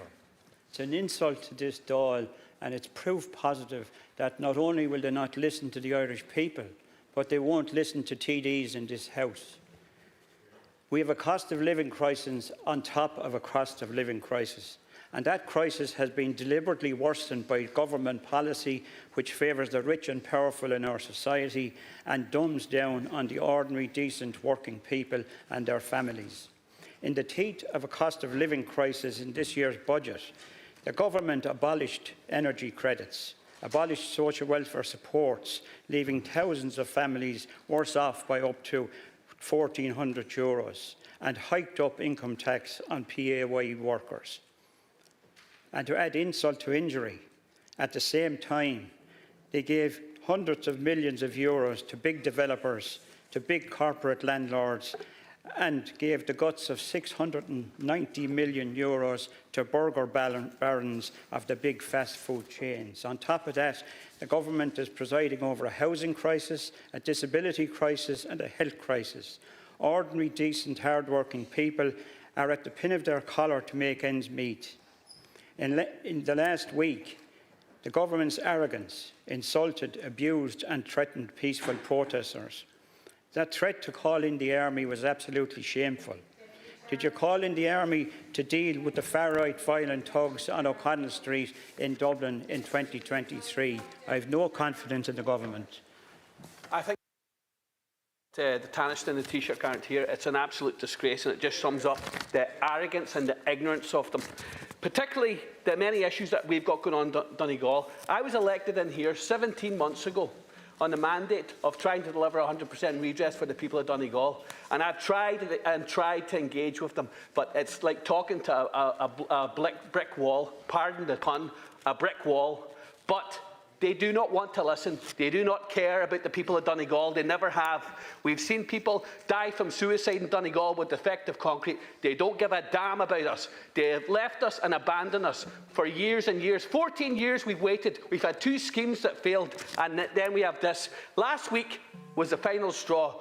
when the government turned on their own citizens on this street and then put out the propaganda that there was certain elements of this. People are fed up. They do not have the money to heat in their houses. We've been left for years abandoned in Donegal, and this government now are absolutely at the end of it in Donegal. We've had it. So the people of Donegal voted me in, and I today will vote a vote of no confidence in this government. And I will tell the Independents, the Lowry's group, to do the same. Do the right thing. Listening to the government talking about misery and missed hospital appointments. The housing minister who's left now, there's an eviction tsunami in my constituency. 2/3 of under 35s are living with their parents, and need I go on. This is a government that leaves vast wealth untapped and untouched. 11 billionaires have 85% of the wealth in Ireland. Now, the protests last week, they were peaceful protests. They were certainly forceful. They were impactful. But, you know, this idea that you leave critical infrastructure untouched, how do you think we won the right to vote? How do you think we won basic rights in this country, including how Fianna Fáil and Fine Gael were formed? And the majority of people supported them because somebody was having a go in this country. That was it. Even though I don't have a connection with rural contractors or whatever, that was the feeling of most people. This began with the budget, and it continued on with the package that you brought in. You would not listen to the opposition, who were saying that this was not dealing with the fundamental problem, that there's a cost of living crisis, huge electricity arrears. What have you brought in today to deal with that? Home heating oil. How are people going to heat their homes? Mortgage arrears, rent arrears, all of the problems facing ordinary people. This is not going to deal with the issue. Workers need to step into action now. The Green Party has no confidence in this government, and I'll vote against it. Over the course of the last week, the actions of the government continually made a difficult situation worse. Ministers caused confusion, unnecessarily raised tensions, and ultimately failed to protect the Irish people's ability to move and go about their business for 5 long days. Hospital appointments were missed, emergency vehicles were delayed, people couldn't get to work, and vitally, access to fuel was and continues to be disrupted. The origins of the energy price crisis is our country's over-reliance on fossil fuels. And the war in Iran has shown for the second time in 4 years how our economy is totally at the mercy of the whims of Putin, of Trump, of the Ayatollah. And yet, as part of their response, the government is undermining the very actions that will reduce our dependence on foreign fossil fuels. Measures like the Warmer Home Scheme, measures like retrofit, the funding for these measures has now been put at risk by the deferral of the carbon tax. Our country will remain vulnerable to energy shocks until we transition our entire economy to renewable sources of energy. And across the last 15 months, this government has demonstrated that it does not possess the belief in that transition to be able to make the case for it to the Irish people. Thanks. It looks like this government is going to hang on to power for now, with the votes of the Lowry-Lackey independents. And there's a very important lesson for everybody in that. Don't trust these fake independents. These are sheep in wolves' clothing. People who pretend to stand for the ordinary person, but in reality just seek to get into bed and get into government with Fianna Fáil or Fine Gael. It's why we want a general election. It's why we want a left government. But there's another lesson here, and that's a lesson for you. The people on the streets are more powerful than the people supposedly in power. We have seen the power of ordinary people in the last week, and this must now be the start of a new phase of militant, effective protest involving trade unions, communities, mobilising for action for everybody on the cost of living crisis.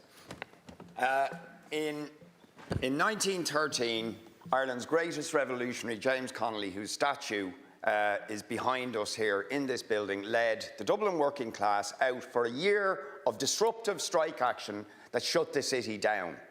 And that's how the trade union movement in this country was formed.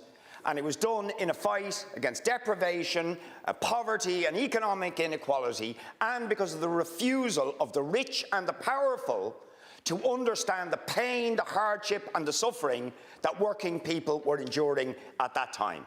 That is a great tradition. And the people who went out protesting last week did so because this government refused to listen to the repeated calls for price controls and effective action to deal with the hardship and suffering affecting people with the cost of living crisis. They were right to protest. Protest works, and we need more protests. The government's handling of the fuel price issue has been appalling. You refuse to listen to the opposition. Week after week here we told you what was happening. You refuse to listen to the representatives of the various sectors and various bodies. I wrote to the Taoiseach in March, and I told him in that people are now running at a loss, people who have met, and cannot continue to operate as things stand, unquote. That was in March I wrote to him. Instead, you threaten people who are trying to make a living, ordinary working people. And in Laois it wasn't the far right, there was no far right. Ordinary, hard-working people, people who work 60, 70 plus hours a week. And you only moved to put supports in place when the protests escalated. And then the army was threatened with being brought in. For what? One army truck to move pallets that could have been moved with a Massey Ferguson 35 with a frontal loader on it. You know, a big hoo-ha about the army. We thought we were going to see them on the streets. Instead of listening and working towards a solution with people, you threatened them, and that is wrong, and you left out people. I'd be voting no confidence in the government. Corla, let's be clear about what's happening here today. At a time of real global uncertainty, when families are worried about the cost of living, when businesses are planning for an unpredictable future, this motion is not about stability or solutions, it's about opportunism. Sinn Féin are seeking to collapse this government because they think they can benefit from chaos. They offer noise but not clarity. They offer disruption but not delivery. And while they try to create instability, this government is getting on with the job at hand. We are helping people through an array of supports and through targeted measures to back workers and families through continued investment in our schools, our hospitals and our communities. We were given a mandate to govern, and we are working hard every single day to deliver on that responsibility. That mandate matters, and it should not be cast aside lightly just for political manoeuvring. We have never been found wanting in financial difficulties through COVID, through Ukraine and other shocks due to global factors. And that is why we have taken steps to intervene both prior to the Easter break and now to support our people again. Because we recognise that more needs to be done. And we will do more, particularly at budget time, to support our workers, our families and our businesses across this country. Now is not the time for government to stop its work. Now is the time to continue delivering, especially on housing. Last year, we delivered 36,000 homes. That is real progress, and we're determined to build on that and not abandon it for political theatre. On planning, we're simplifying the system to ensure timely decisions are made, red tape is cut, and that people have a reasonable expectation of receiving planning permission for a home, particularly in rural Ireland, where they want to continue to put down roots and support their local communities. This government will... thank you very much. Thanks very much, Ceann Comhairle, and I welcome the opportunity to address this House. Ceann Comhairle, I was born on a small farm in East Clare. I know the struggles of my community. I know what it's like for farmers, particularly those that are small in nature and have to provide for their families. That hasn't changed since the time I was going to school. I live amongst my people. I believe nobody in this House has a monopoly on empathy, or nobody has a monopoly on the understanding of the struggles faced by the rural communities. However, there has been an attempt by some this week to usurp all the knowledge, Maria, of that, and have sought to present those of us on this side of the House as being somewhat deficient in our capacity to understand the challenges that are being faced. Together with Minister Hayden, Minister Healy-Rae and Minister Grealish, we have worked with our stakeholders under the Department of Agriculture since the crisis began, since the price of oil has gone out of all proportions with the invasion of Iran, we continued to remain in contact with them. So it wasn't really a surprise to me at the weekend as we worked through Easter and again this weekend in trying to develop a package of supports to assist them through the most difficult time that Sinn Féin early on Sunday decided to put down a motion of no confidence in the government before a package of measures were even announced. I know that's how politics works, and I know that's the role of opposition. However, I was somewhat taken too by the approach of Independent Ireland. Indeed, one of the deputies, who happens to be in the House, who went on public television and was explaining what they were letting through the various different ports. Now, we're elected to do certain things in this House, but I don't think we're elected or that anybody has the right to usurp the authority of the state in terms of deciding who gets what through the ports. Yeah, thank you very much, Ceann Comhairle. I've listened to the protesters, I've listened to the workers, I've listened to the people of Kerry, the canvassers who soldiered on long days and bad nights with me over the years, to my family, to my friends, to the office staff in Kerry, Fiona and Kevin, to the Department of Agriculture people, Jackie, Casey, and all the people I adore, to my son Jackie, who's been by my side all the time. I've always looked at myself as a gauge of the people of rural Ireland, and I really believe that I am. When I see people begging on the side of the road, when I've seen grown men crying, last night inside in the plough bar, when I met tractor men, lorry men, farmers, and when they were telling me how unhappy they were, the leader of the country should have listened. And because of the fact that I believe this government have left the people of Ireland down, I will be voting no confidence in the leader of the country, and I will be tendering my resignation as a Minister of State from now. And I would ask that future governments and this government, that they would listen, that they would be kind, that they would be understanding. There are farmers that are really suffering so much at present. There are agricultural contractors that are really suffering. There were people that cried at the protests. And these were workers. These were respectable people. They're the people that I represented since the first day I started. Any day I get up, I don't mean to hurt or offend or do harm to anybody. When I canvassed in the election of 16, people said to me in Kerry, if you'll get an opportunity to go into government, will you? I said I would, if the opportunity was right and if it was good for the people of Kerry. But now the people of Kerry are telling me that they're unhappy with this government. They don't want to see me or any Healy Ray supporting it. And that is why. And I remember my late father today, and he supported governments when things were bad and things were tough. And I asked him last night before I went to bed, I said, what should I do? And the feeling that I have is the government and the leader in particular has not listened. It's a lesson for people. Sorry, just 1 second. It's a lesson for people in the future. I adored being a minister in the Department of Agriculture because I felt I was able to do good and I was passionate about my job. I'm sorry, and I thank you all very, very much. Minister Robert Troy. Thank you, Ceann Comhairle. I don't believe that people want to see us playing Punch and Judy politics here this evening.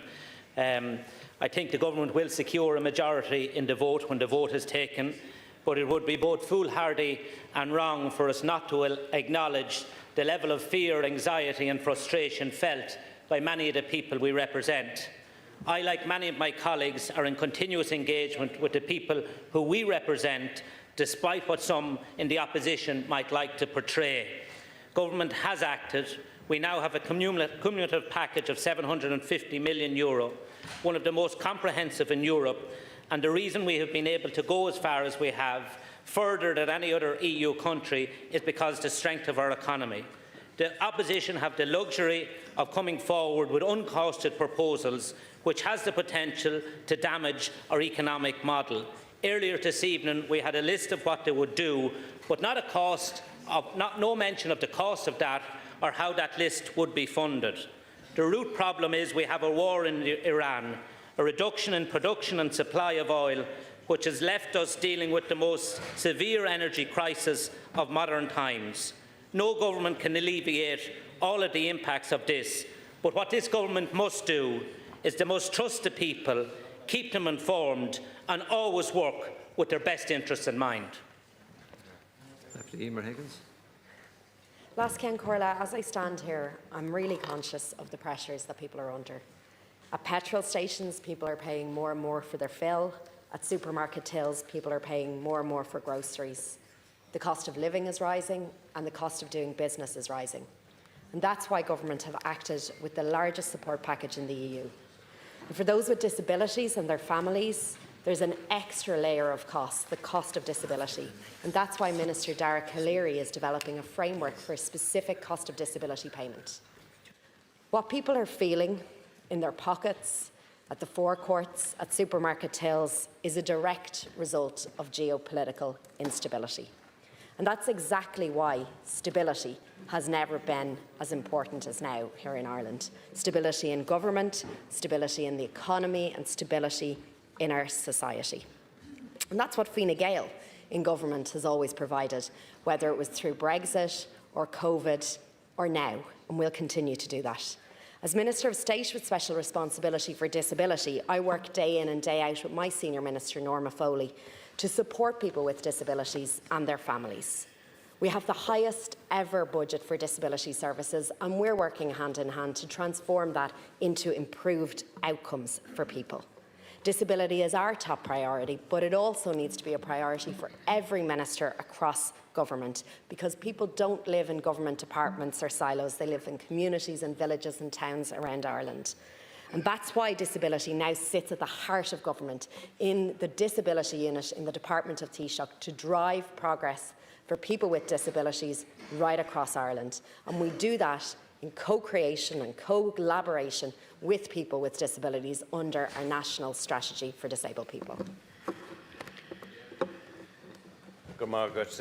Over the last month, we have seen the government drop ball after ball. The government unwilling to talk, slow to make a decision, refusing to listen, unfit for government. And when they allow the situation to run out of control, they panic, they talk about bringing in the army, putting them on the streets and attack the media. And the time has come for TDs to make up their minds. Do they believe that the government has handled these situations in general well, not just last week or since the 28th of February or a presidential election, but back from when the election deal was done and the carve-up was completed? Are government and supporters able to deal with a crisis and react to it? And we already have seen that some people are running from government. People do not feel supported. I've seen the proposals to the house and the reaction to the housing crisis. Little or no affordable housing, long waiting lists, record numbers in emergency accommodation, spiralling rents, but at the same time, grants in the form of tax break to huge developers to build expensive for-rent apartments in the larger cities. Landlords and large property owners being favoured, but people need a home that they can call their own. There's not enough funding for early intervention classes, ASD units, parents of adult children with additional needs ignored and fend for themselves. Even the weakest are ignored. Years for a refusal to extend the CAMS compensation scheme, and the boarded out children still left behind. But plenty of statements and announcements and publicity videos that we were obliged to fact check. College fees reduced? No, actually increased. More money for LIS schemes? No, actually decreased. More money for roads in Kerry? Again, not true. Funding for local and regional roads in Kerry actually decreased by 2 million this year. Housing targets being met? Another lie. Energy credits granted not because the government believed they were effective in dealing with a cost of living crisis, but to buy the election. And after the election, nothing. And I heard the Taoiseach earlier on refer to a report today that government measures have shielded people from energy bills. Yes, the same energy credits that you've stripped away. And we've already seen the reaction to that. No wonder Danny Healy-Rae had called for Fianna Fáil to oust the Taoiseach when you can't believe a word that is being said. Government, after St Patrick's Day, reacted to the Sinn Féin pressures with a half-baked package, but we knew that it was too little, too late. And I spoke to constituents over the last week, working people, angry at government waste, two-income families, small farmers, factory workers, HSE employment, some of the 750,000 people who are using home heating bill and struggling with their energy bills. These people can't afford the electric vehicles. They can't afford the retrofitting scheme. So now is a chance to tell people where you stand. Follow the lead of your colleagues in government. Follow the advice of your former supporters. Leave this government. Vote no confidence in this government. Deputy Michael Collins. Thanks very much. A minute and a half. Cora, to be honest with you, in 10 years since I came into the Dáil, I've never seen such a shambolic disgrace of a government across the way. You ought to be ashamed of yourselves. Every one of you. You haven't the decency. Don't you be saying anything to me. You ruined fisheries. And you're there singing and chanting as you were a great man. I gave you your time to talk and I didn't interfere. I didn't interfere. I travelled the country to drive me please here. We wrote to the Taoiseach. We wrote... Just wait for a minute. Sorry. I hope you'll have your chance to speak. Yeah, I never interfered in the topic. And please, you've been asked... The clock is... Please. Sorry, your time will... The clock can start again. But I won't tolerate it. And the ministers in particular should be given good example. I travelled to a meeting in Portlaoise up to 20 days ago. They wrote to the Taoiseach. They wrote to every one of me. Not just the Taoiseach, the Taoiseach. Sort of make sure there'll be no protest, sit down, have dialogue and see can we come to a solution for the hauliers and for different sectors out there. He turned your back on them. We asked for a reconvening in the Dáil. He turned your back on us there. So there was no way the people of Ireland could express the concerns. Today you've lost a minister. Today you've lost 2 TDs at least. If there's an honourable independent out there, there's another minister over there that said, I'll bring the army and we'll break up your vehicles. Good God Almighty. What in the name of God is the state are we living in? Are you there for the people who elected you? Sean Kenny, Minister Kenny, show your face and stand up here with the people that elected you. Your people are ringing me, telling me to ask you that. That's the crisis we're in. That's the crisis you've let us in. And you should stand with your fellow independent that made that decision a while ago. It was a disgraceful carry-on. The Taoiseach said, debate, talk to the people earlier. He wouldn't talk to no one. He said, we're giving the most because you're taking the most, 65% in the fuel that you're taking. Parliamentary democracy. There was no democracy because he wouldn't come back. He wouldn't speak to the people. Sinn Féin have said, oh yeah, give out to him for a vote of no confidence before the package. Sure, then goddamn it hell, he wouldn't speak to the people. What choice did we have? Thanks. We're in the crisis we're in, thanks to you. 1.5 minutes. Thank you, Alaskan Corla. The Taoiseach and Taoiseach have left the chamber, but they've also left the people of Ireland with the arrogance and the disgust that they showed against the real working people of Ireland. I've been accused of standing on a picket with the people of Ireland. I'm guilty. But I stood there and negotiated with them to make sure that there was nobody affected. The waterways were not affected. The farmers were not affected. The fuel was not affected because we went down and met them with their concerns and we actually worked with them. I've met the finest people and I have friends for life. And if I had to do it all over again tomorrow, I'll be with them because they're the real people of Ireland. They were from Clare, from Kerry, from Tipperary, from Cork and from Limerick. And we finished up below 1 o'clock and we said we walk out peacefully. What did they sing? Sean South from Garryowen. There wasn't one dry eye there because they were real people. Children from 2 years of age. I met men and women, the strongest people I've ever known, have never wanted for anything, crying to say that there's no future. That's what I stand for. And if I'm guilty of that, well, so be it. But I'll do the same thing tomorrow and the day after. And they said, Fianna Fáil and Fine Gael, they said, the pen is mightier than the store. And Timmy Doolittle, you were mentioned at the protest. You'll be gone the next time, and you'll never again return. Deputy O'Flynn. Thank you very much, Last Count.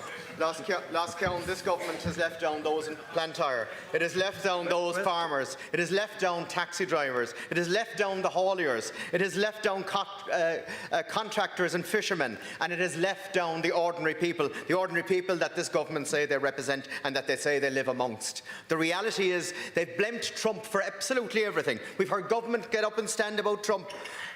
Donald Trump isn't in charge of NORA. He's not in charge of the carbon tax in this country. He's not in charge of that in this country. And he's not in charge of excise. What did Sean Kenny do? He said, go out and walk or go out and cycle. What did big James Bond himself go out and do? He said, we'll turn the army on our own citizens, which is reminiscent of something that you would hear in South America. It is reminiscent of a Pyrrhonist. And then we have the man that turned away from the woman in Kentucky not so long ago, but during this election, and we didn't want to hear. And all of a sudden, he's gaslighting the country, saying he's concerned. He's concerned about the 900,000 people on waiting lists. All of a sudden, he's concerned about the 60,000 people on housing lists. He's concerned about the 116,000 people that are waiting for HAP.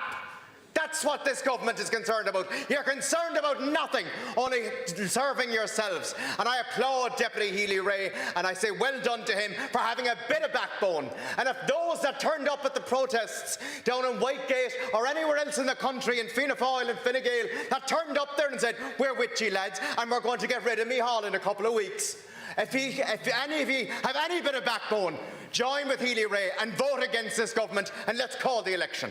Thank you. The night that the first measures were announced here, a blind man would know that when you could buy white diesel within 3 cents of green diesel, the writing was on the wall. I done a speech in here, but no one would listen. The usual stuff.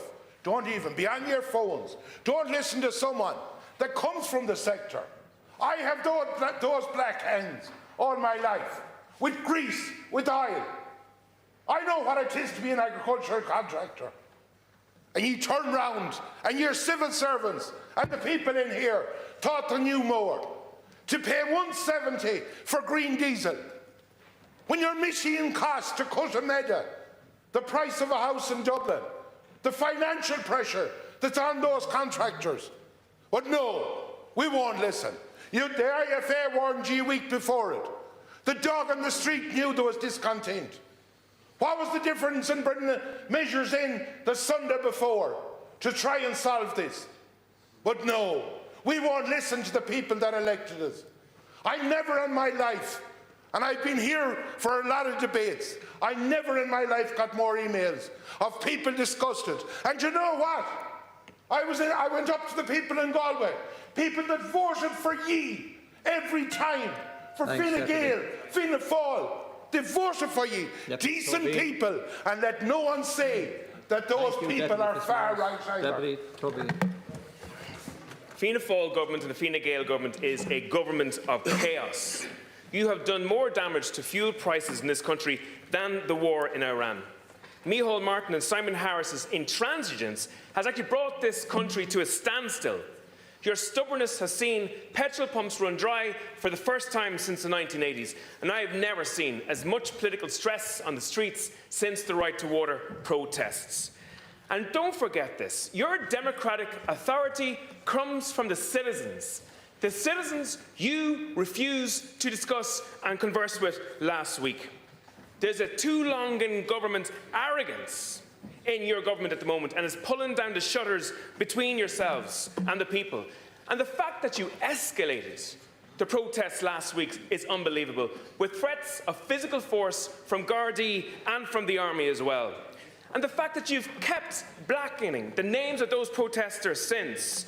And I think it's incredible that we've had Patrick O'Donovan, the minister, threaten press freedom in this country, probably since the first time since Eoin O'Duffy himself. It's incredible. The government is giving out about the protesters closing down businesses. These are the businesses that you were closing down that were actually protesting as well. And there's another issue here. You talk about people not being able to make hospital appointments. There's 1 million people on hospital waiting lists at the moment. There are a dozen children on scoliosis lists across the country at the moment that can't get operations. Some of them have lost lives because of the decisions that you have made. First of all, it is absolutely astounding that you refuse to meet the protesters, but yet you are so quick to blacken their name. In fact, every single intervention that this government gave over the past number of days has been to add fuel to the fire. You threatened the army, you threatened the public order unit, you threatened to revoke licences, and you even accused the minister of being far right. That is not leadership. That is provocation, and it is deeply wrong. And you even called in the army without even engaging with your Fine Gael colleague. And now you are threatening an investigation in the media for daring to even cover this protest. And let me be very clear. This is the policy of Fianna Fáil, Fine Gael and the ghost of the Green Party, to drive up fuel. It is incremental increase after increase in relation to the carbon tax. And Minister Alan Dillon last week, just a few days ago, when businesses were on their knees, outlined to the Mayo media that he was going to increase carbon tax again on the 1st of May. A modest increase is what you said when the people were struggling. You should be listening to the people. You should be engaging with the people, and you should not be blackening their name. Deputy Gorbuty. It's no surprise to hear me say that I won't be voting confidence in this government. As I said just after the election, your programme for government and the groups you deals with to keep you in power didn't inspire any confidence or show any vision. Your choices during the last budget favoured wealthy developers, left vulnerable people in the lurch, and your lack of urgency on the need to ramp up our energy security has been frustrating. People in my constituency can't get affordable homes, and those that do are consigned to congested areas with no facilities, no infrastructure, no reliable public transport services, and many of them now fighting for basic parking spaces. I said a few weeks ago that more was needed to help people suffering to an even greater extent during the current cost of living and fuel crisis caused by Trump and Netanyahu. We know you didn't cause the problem, but you needed to listen to the people faster and be part of rapid, meaningful, short-term solutions. If you survive this vote, I'll comment on some of the wider issues in later debates. But I just want to put these views in the record in a respectful way. Taoiseach, you and your colleagues are not the devil, and the opposition are no angels. But to be clear, you've not responded quickly enough or gone far enough. Minister Jim O'Callaghan.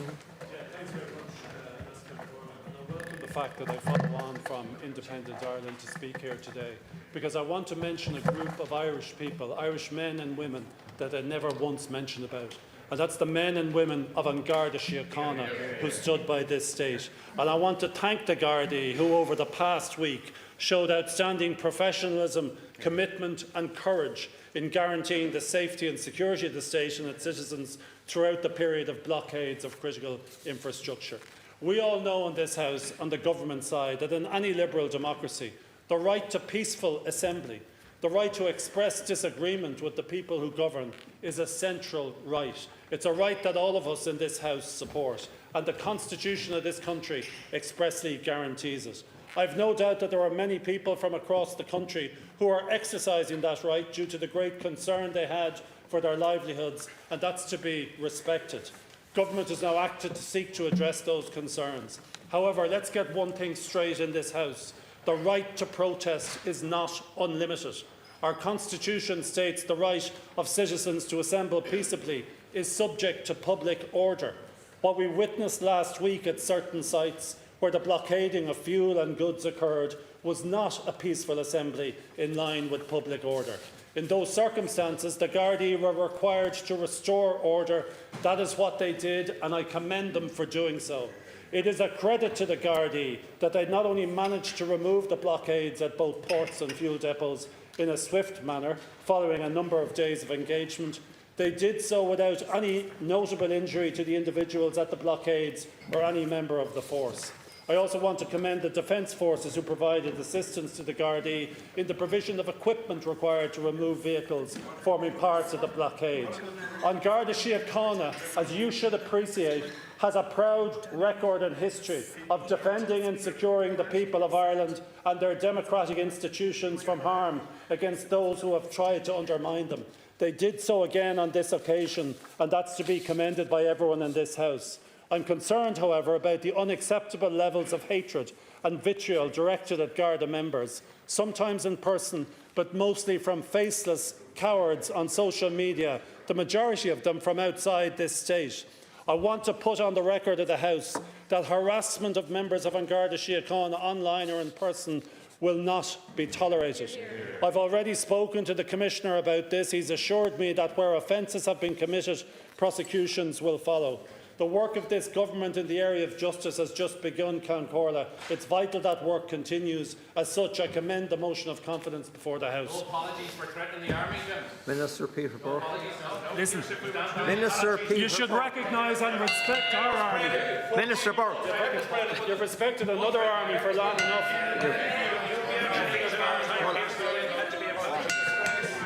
Thank you. Minister Burke. Thank you, Last Count Corla. I rise to support the motion of confidence in this government and the accumulated package of €750 million of an intervention to support citizens right across our country. I do so while acknowledging the huge pressure that many families are on, families who play by the rules in our society, and that's why this intervention, together with the one a couple of weeks ago, is very significant. And when you look at the scale of it, for every fill of petrol, for ordinary families up and down the country, for 60 litres of petrol, we're given €16 per fill. For diesel, we're given €19.20 per fill. And for contractors who use MGO, together with the intervention negotiated with my colleague, Minister Martin Hayden, we're bringing forward €55 for every fill of MGO for workers right across the economy. And also at Minister Darragh O'Brien bringing forward a package of €40 million a week to support the supply chains, to ensure that groceries getting on the shelves for our workers are doing so with mitigating the increases of inflation. The bread, the milk that so many of our hauliers bring, that key mitigation factor. One thing I would say, there was huge disingenuous narratives being put forward over the last week and more, saying that government was profiting from this crisis. That is absolutely false, it's disingenuous and it's disgraceful and should not be allowed to take hold, considering the measures that we have introduced and we will further introduce. The final thing I would say, Last Count Corla, is actions have consequences.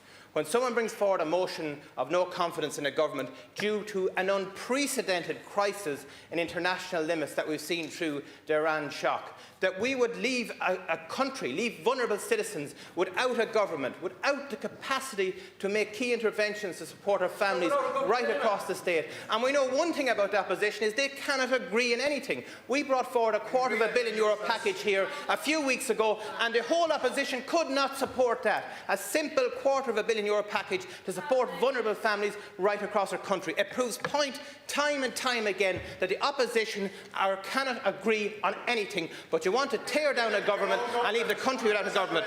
And the key thing that shows this, the motion that Sinn Féin bring forward tonight, how do they solve a complex problem? Look at the one line in the motion, take maximum action necessary to reduce fuel prices. My God, what a shambles. Exactly, that's what you are. That's what you are. Minister Thomas Byrne. sé seachtain hin thuisíomar go léir san Eorp agus a trasna an domhan de roireachán an nua agus drámata de buaimí agus coga a bhí ag tarla sa bhean ithear. De bhór seo tá taithí ag gach tír san Eorp le méideithe praosanna ulla mar réon le gantanis. Agus tá gachtainna bainteach leis seo. Tá sé seo ag tarlú na míle ó seo ach tá éifiacht láithreach pobl na hÉireann, gnóna na hÉireann agus tealaigh na hÉireann. Agus mar ara gnóthaí Eorpacha, tá is agamsa ó bheith caint le mo cóghlacathe Eorpaigh, nach bhfuil éire leithí féin sa gghearcéim seo.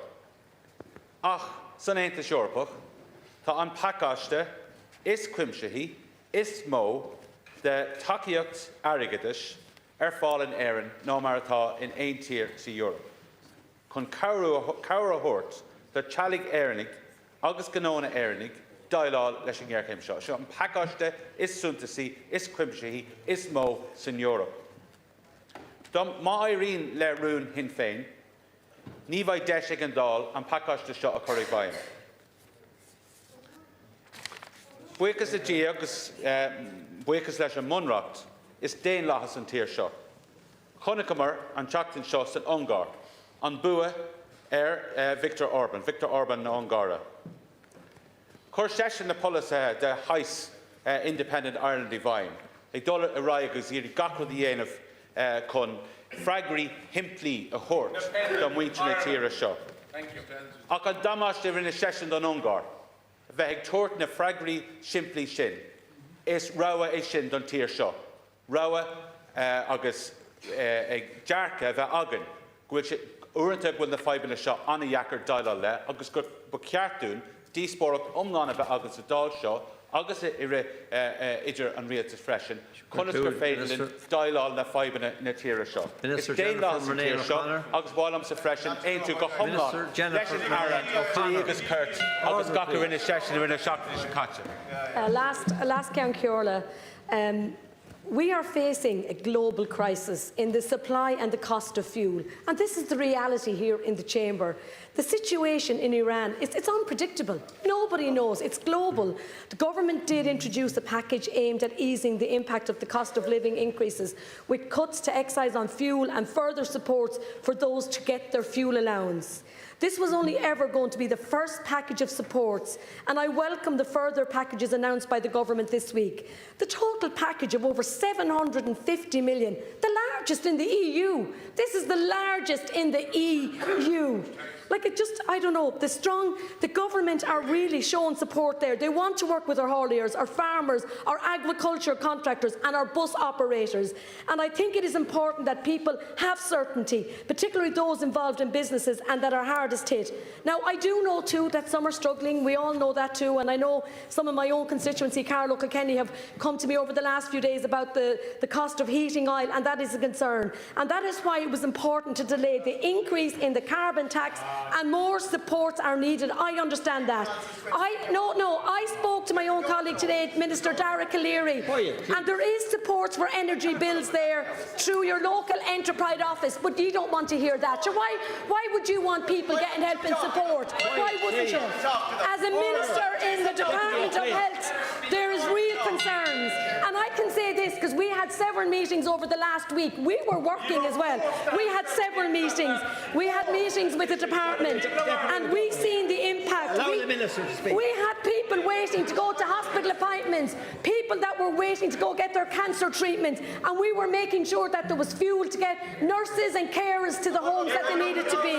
So this is about everybody working together. And as I said, unless we all work together to sort this, we need to help those most vulnerable people in Ireland, and it's all of us working together. But absolutely, we are working. And thank you, Cancrola. Deputy Mairead Farrell. Deputy Mairead Farrell. Hold on.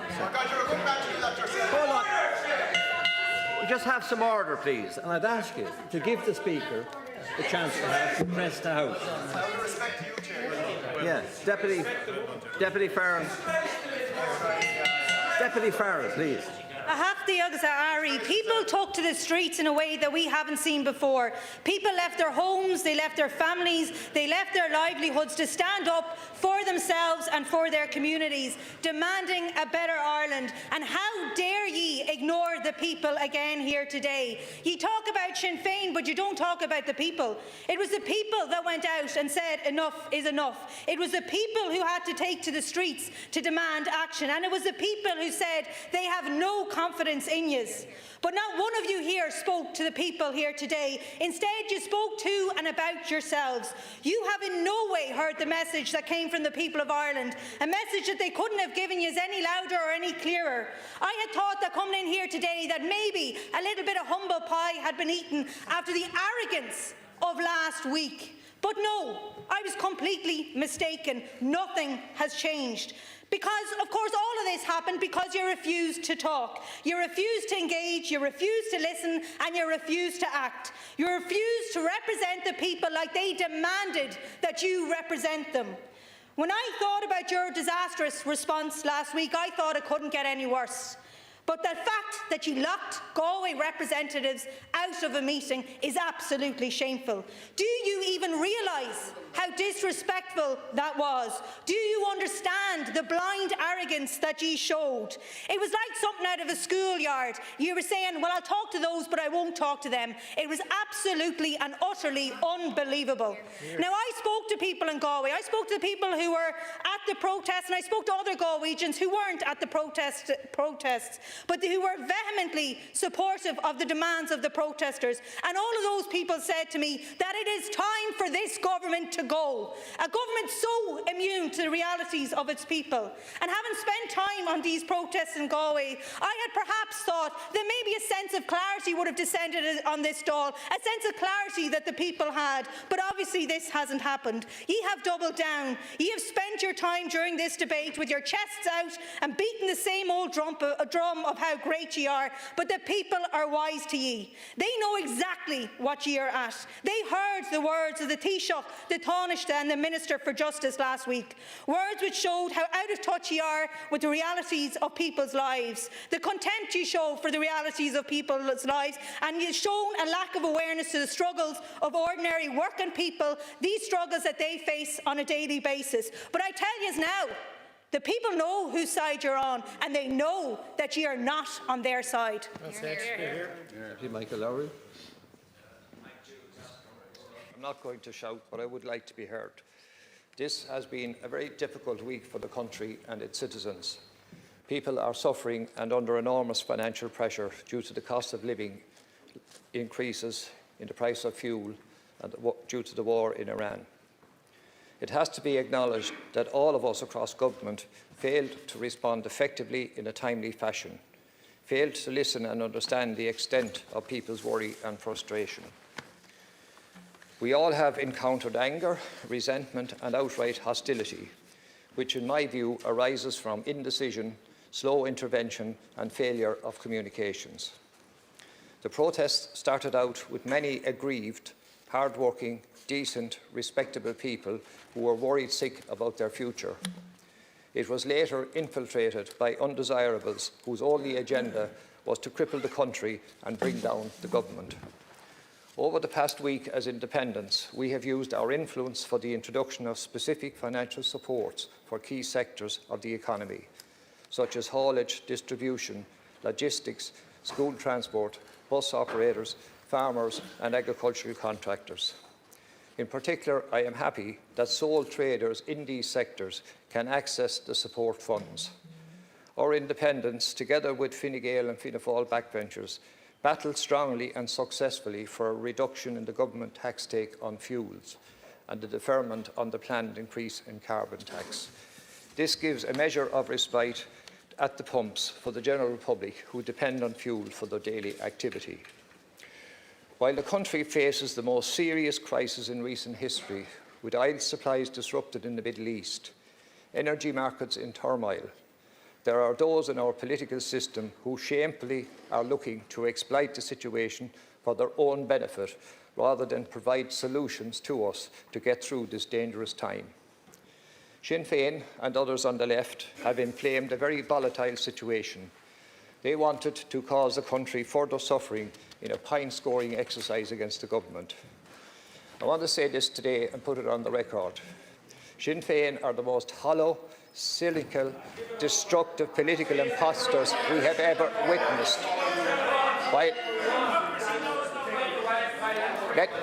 Let me repeat. Sinn Féin are the most hollow, cynical and destructive political impostors I have ever, or this state has ever witnessed. While the government works for the Irish people, Sinn Féin uses their hardship as a political weapon. They seized on this moment because they have nothing else to offer, only contrived outrage. They are performers on a stage. They have proved time and time again they have no ability to govern, no ideas and no credibility. In a moment of global instability, Please. Deputy Lowry. Deputy Doherty, please. In a moment of global instability, when we need responsibility, unity and a collective effort, they have chosen division, disruption and political opportunism. To bring down a government at a time like this would have far-reaching consequences for the Irish people. Legislation would stall, vital supports would be delayed, and the certainty that families and workers and businesses desperately need will be thrown into limbo. Disruption has been Sinn Féin's modus operandi from the very beginning of this government. From the day this coalition was formed, they sought to undermine and sabotage it for the sake of their own political advantage. They are a group of people who would rather see others fail than build something positive themselves. And then, of course, from Sinn Féin, we had the usual. They followed the usual social media hit lists. Politicians were named and targeted for the Sinn Féin army of online bots. They were directed to target, to pile on, and to encourage others to mount verbal assaults. Is this what you teach in Sinn Féin? This is no way to act in a democracy. Again, I see this week Deputy Tobin dropped. Again this week, I see Deputy Tobin, who I had huge respect for, dropped the mask of pious virtue and showed his true colours. He egged on frustrated people to harass and intimidate and posted the names and numbers of representatives in our independent group. This form of intimidation is not acceptable in a democratic society. This is a time when Ireland needs this kind of toxic politics is doing real damage. It is discouraging thoughtful, talented young people from stepping forward to serve their communities. You are poisoning the well of potential candidates. This is a time when Ireland needs the best and brightest Deputy Lowry, please conclude. To help shape our future. So let me say today, as an elected representative, Deputy Lowry, you should conclude. I have no confidence in Sinn Féin. I have no confidence in your ability to lead. Deputy Lowry, please conclude. I will be voting confidence in the government, confidence in our country, and confidence in our. Resume your seat, Deputy Lowry. Deputy Lowry, resume your seat. Minister. Today we stand here with respectful debate on behalf of the people that we represent at a time of maximum geopolitical uncertainty, and it's impacting globally and it's impacting our people, and we know that and we see that and we feel that because we are elected representatives in a small democratic state connected to our people. We know in Ireland together we're more impacted than so many others because of the small and deeply internationally interconnected nature of the very stable, very successful state that together everyone with everyone's perspective have built together. But it means two things now. We have to continue to protect that stable strength of our people, and we have to move to defend its weaknesses. We know that we have to keep our people's lights on without dependence from abroad and without the price shocks that we have seen from the actions of totally unpredictable players.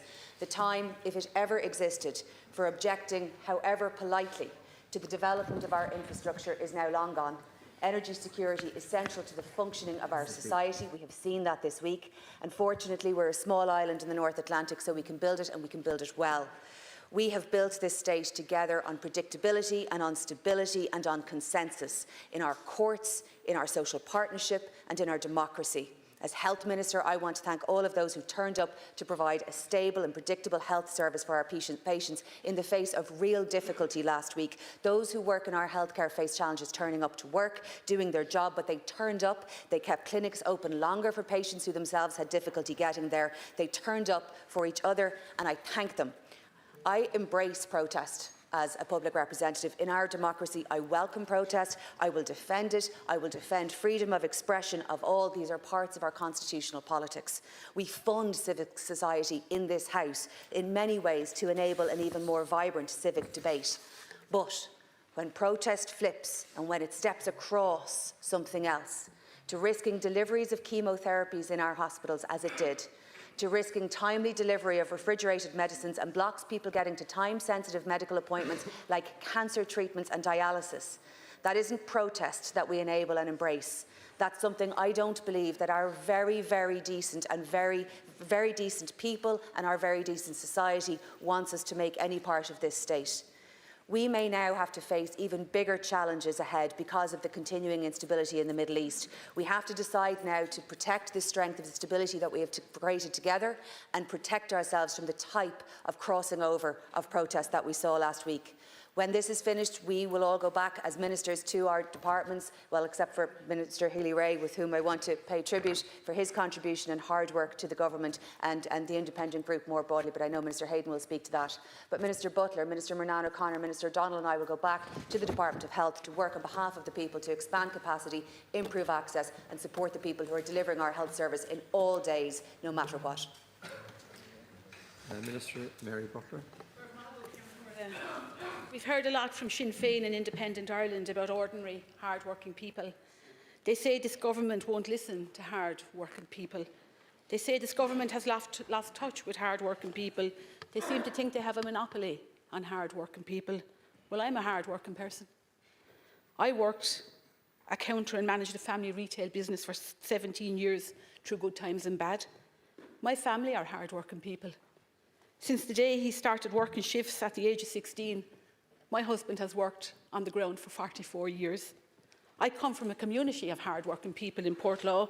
I got into politics to represent ordinary, hard-working people. Last week, Sinn Féin and Independent Ireland shamefully blurred the lines between peaceful protest and illegal blockades. Peaceful protest is a cherished cornerstone of our democracy and always will be. One of the many rights we enjoy in a free society. Sinn Féin and other agitators on the opposition benches try to frame the illegal blockades of critical public infrastructure as a legitimate form of protest. Members of Independent Ireland use wardens to determine who got health care in Limerick Hospital.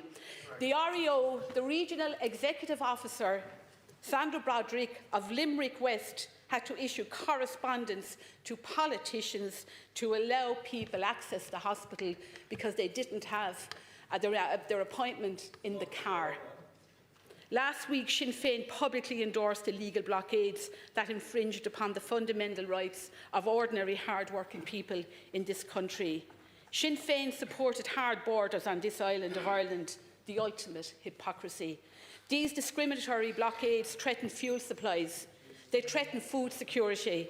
They denied free movement and they denied access to health care for ordinary, hard-working citizens throughout this republic. I witnessed it first-hand as a minister.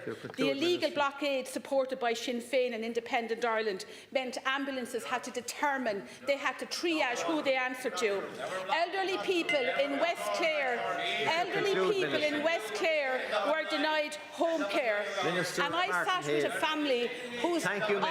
with a family whose 12 hours of support at the weekend for a child who was autistic, and their 12 hours were reduced because the people didn't have petrol in their car to visit.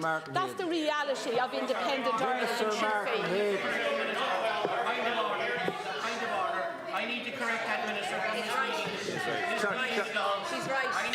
Again and again. Deputy Collins, resume your seat. Deputy Collins. Deputy Collins, resume your seat. You'll be asked to leave the chamber, Deputy Collins. Deputy Collins, sit down. resume your seat. They don't. We want to listen to everyone, please. Please. And I'll ask you to please respect the speakers. Yeah, they listen to you. I'm asking you to listen to everyone that's making a contribution. This is a democracy, as you said. Minister Martin Hayden. Sorry? Okay, that's grand. Minister Hayden. I want to start by saying I regret the decision of Michael Healy-Rae today.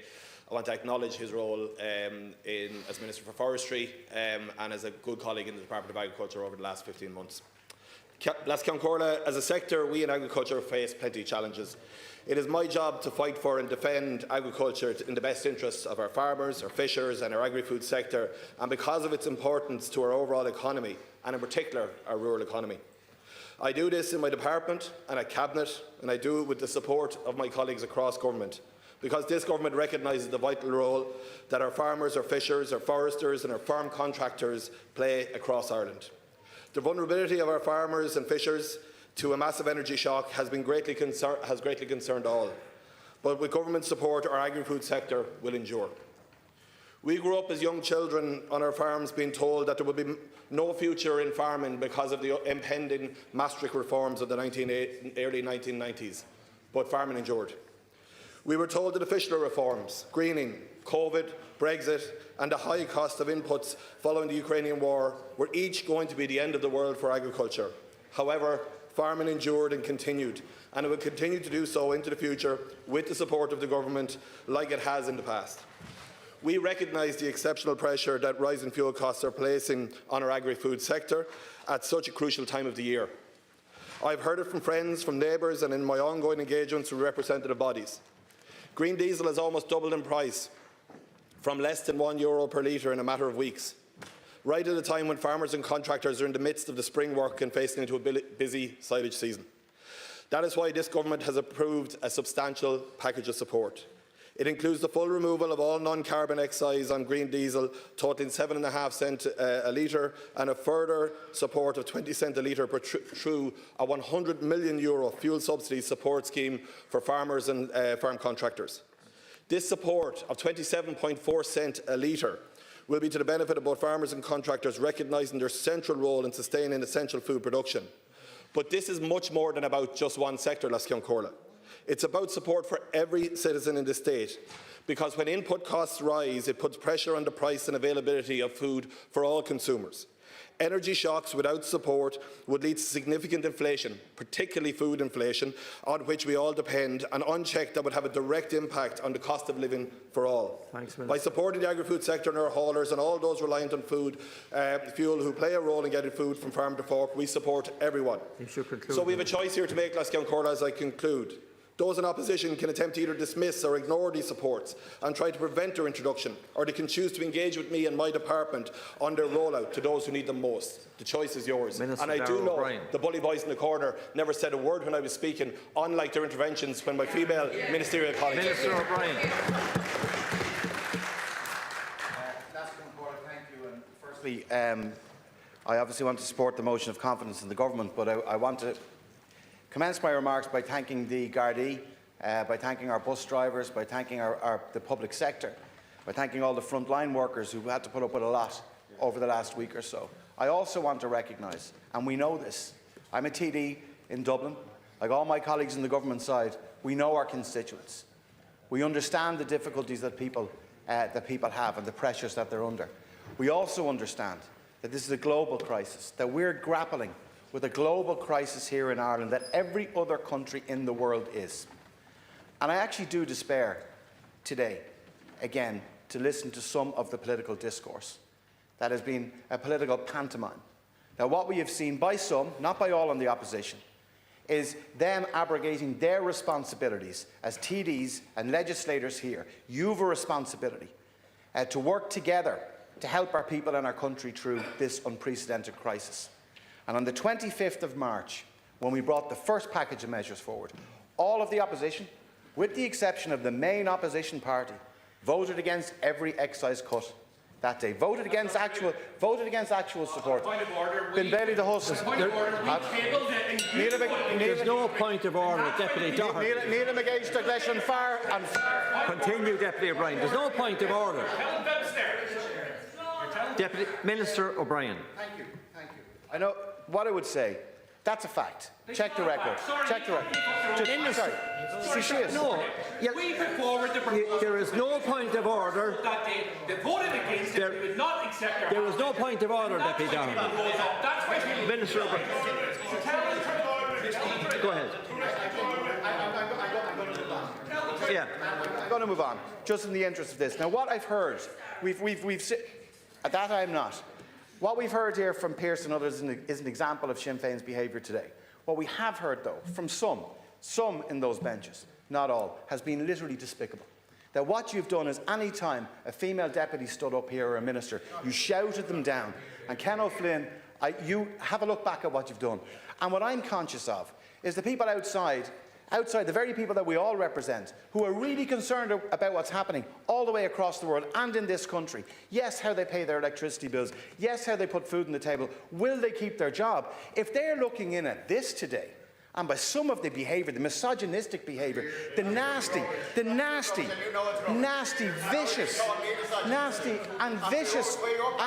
vicious language. Please, Deputy. Nasty. Minister O'Brien. Nasty. Stop telling lies about me. I'll stop telling lies about me. Nasty. Lascombe Corla, if I may conclude. I think. Go ahead, Minister. Thank you, Lascombe Corla. I think, look, none of us in government, and I hope none of you in opposition, fail to grasp the gravity of the global crisis that we're in. And it behoves all of us to do everything we can to protect our citizens and our businesses and the vulnerable as best we can. Are we going to be able to resolve every problem here in this country that is visited upon our citizens by one or two packages of financial support? No, we're not. But we're doing our level best to assist. And to be fair to some in the opposition, I listened to contributions from Labour, the Social Democrats and from others, Deputy Paul Gogarty. There were people who are actually really trying to put forward cases and ideas. And yes, you criticise government constructively, fine, or not. But then I look at the main opposition party. What did you actually bring forward? Minister Peter Burke mentioned one line: do everything you can on energy prices. Sinn Féin. So the fact of the matter is, I would ask people, my final question is this evening we will have financial resolutions down to cut to cut fuel bills, to bring forward measures like with the road hauliers, €40 million per month in support. And the question will be, it'll be on the Dáil record, of who is going to support that and who will actually vote for that. So, Count Corla, I would say, all I would say is, I'm not going to be shouted down by Pierce Doherty, who's a late bloomer to democracy. What I would say to you is, it is here. Minister. Look, Deputy Doherty. Look at him again. Deputy Doherty. Look at you again. Go ahead, Minister. Finish.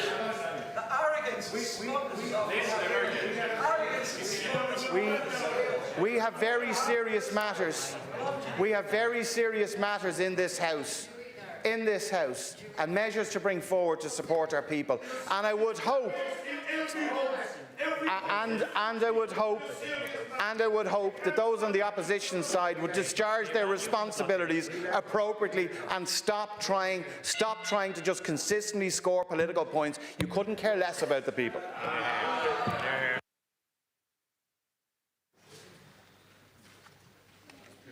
The question is that the motion be agreed to. Is that agreed? Not agreed.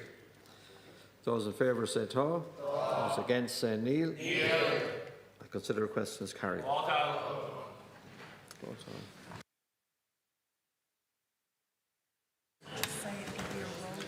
This will be a roll call vote. Yeah.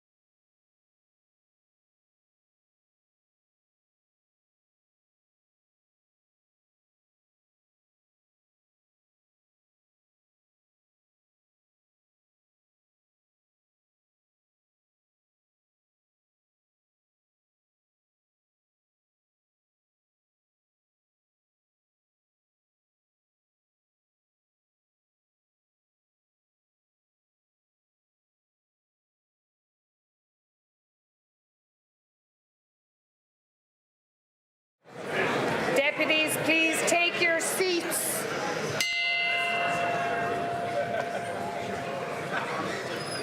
Please, it's the motion, read the confidence in the government, and the question is that the motion be agreed to. And on that question, a division has been challenged pursuant to Standing Order 88.1. Tellers Thaw, Mary Butler and Emer Curry. Tellers Neil, Porrig McLaughlin and Duncan Smith. The clerk will now take a roll call vote.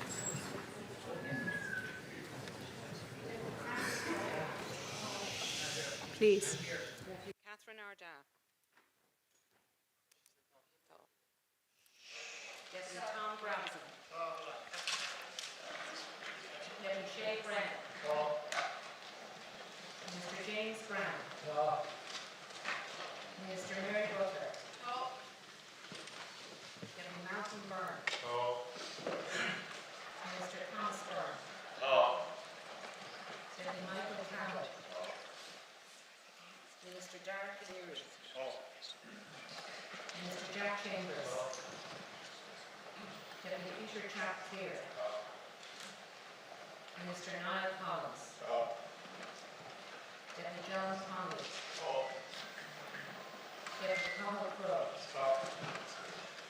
Deputy Martin Daly. Deputy Aisling Dempsey. Deputy Cormac Devlin. Deputy Albert Dolan. Minister Timmy Dooley. Deputy Sean Fleming. Minister Norma Foley. Deputy Pat the Cope Gallagher.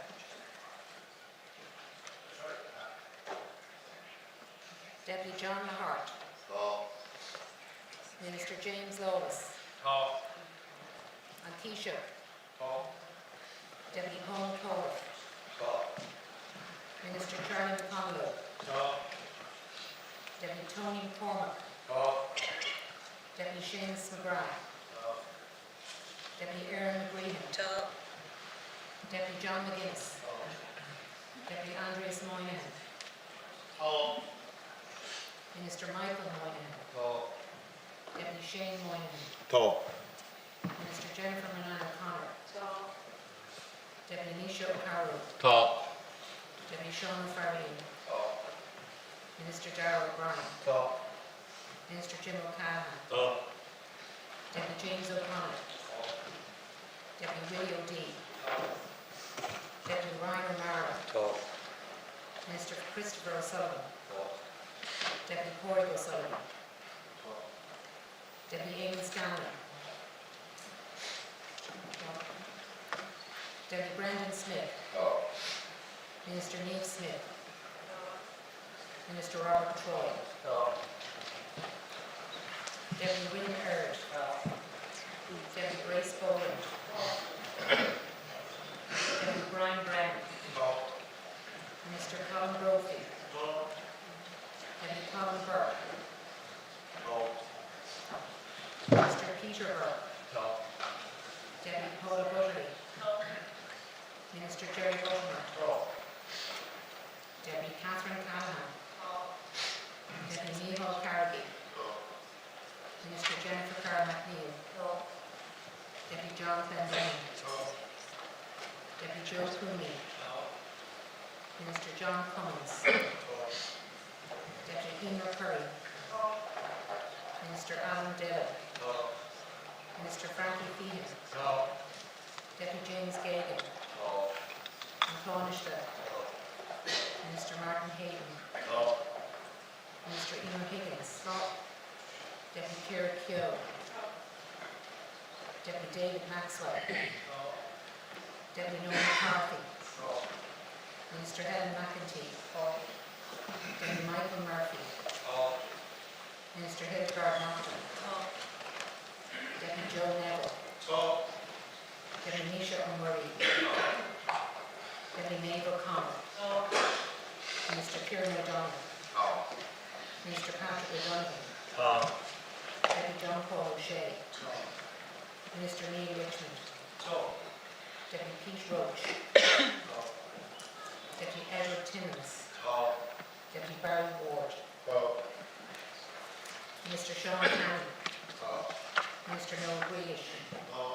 Mr Marion Harkin. Mr Kevin Boxer-Moran. Deputy Cathy Bennett. Deputy John Brady. Deputy Pat Buckley. Deputy Joanna Byrne. Deputy Matt Carthy. Deputy Serpent Clark. Deputy Rose Conway Walsh. Deputy Rada Cronin. Deputy Sean Crowe. Deputy David Cullinan. Deputy Paul Daly. Deputy Maura Devine. Deputy Pierce Doherty. Deputy Paul Donnelly. Deputy Desi Ellis. Deputy Maureen Farrell. Deputy Thomas Gould. Deputy Anne Graves. Deputy Johnny Burke. Deputy Martin Kenny. Deputy Claire Curran. Deputy Corey McLaughlin. Deputy Mary Lou MacDonald. Deputy Donald McGettigan. Deputy Conor Dean-Higgins. Deputy Denise Mitchell. Deputy John Meyer. Deputy Natasha Neeson-Brown. Deputy Shoni Riley. Deputy Owen O'Brien. Deputy Donald O'Leary. Deputy Rory Murphy. Deputy Angus O'Smalley. Deputy Frank O'Sullivan. Deputy Louis O'Hara. Deputy Louise O'Reilly. Deputy Darren Roy. Deputy Morris Quinlan. Deputy Mark Ward. Deputy Kieran Ahern. Deputy Van Blanchard. Deputy Alan Kelly. Deputy Owen Kenny. Deputy George Lawler. Deputy Jay Nash. Deputy Robert O'Donoghue. Deputy Conor Sheehan. Deputy Marie Sherlock. Deputy Duncan Smith. Deputy Mark Wall. Deputy Holly Kearns. Deputy Jane Cummins. Deputy Aidan Farrell. Deputy Gary Gannon. Deputy Sinead Gilby. Deputy Owen Hayes. Deputy Roy Hearn. Deputy Keane O'Callaghan. Deputy Ian Craig. Deputy Paul Rice. Deputy Jennifer Whitmore. Deputy Richard Boyd Parrish. Deputy Ruth Coppinger. Deputy Seamus Ely. Deputy Paul Murphy. Deputy Robert O'Gorman. Deputy Brian Stanley. Deputy Charles Ward. Deputy Michael Collins. Deputy Paul Nicholas Goldberg. Deputy Michael Fitzmaurice. Deputy Paul Lawless. Deputy Richard O'Donoghue. Deputy Ken Flynn. Deputy Karen Tullian. Deputy John Healy Ray.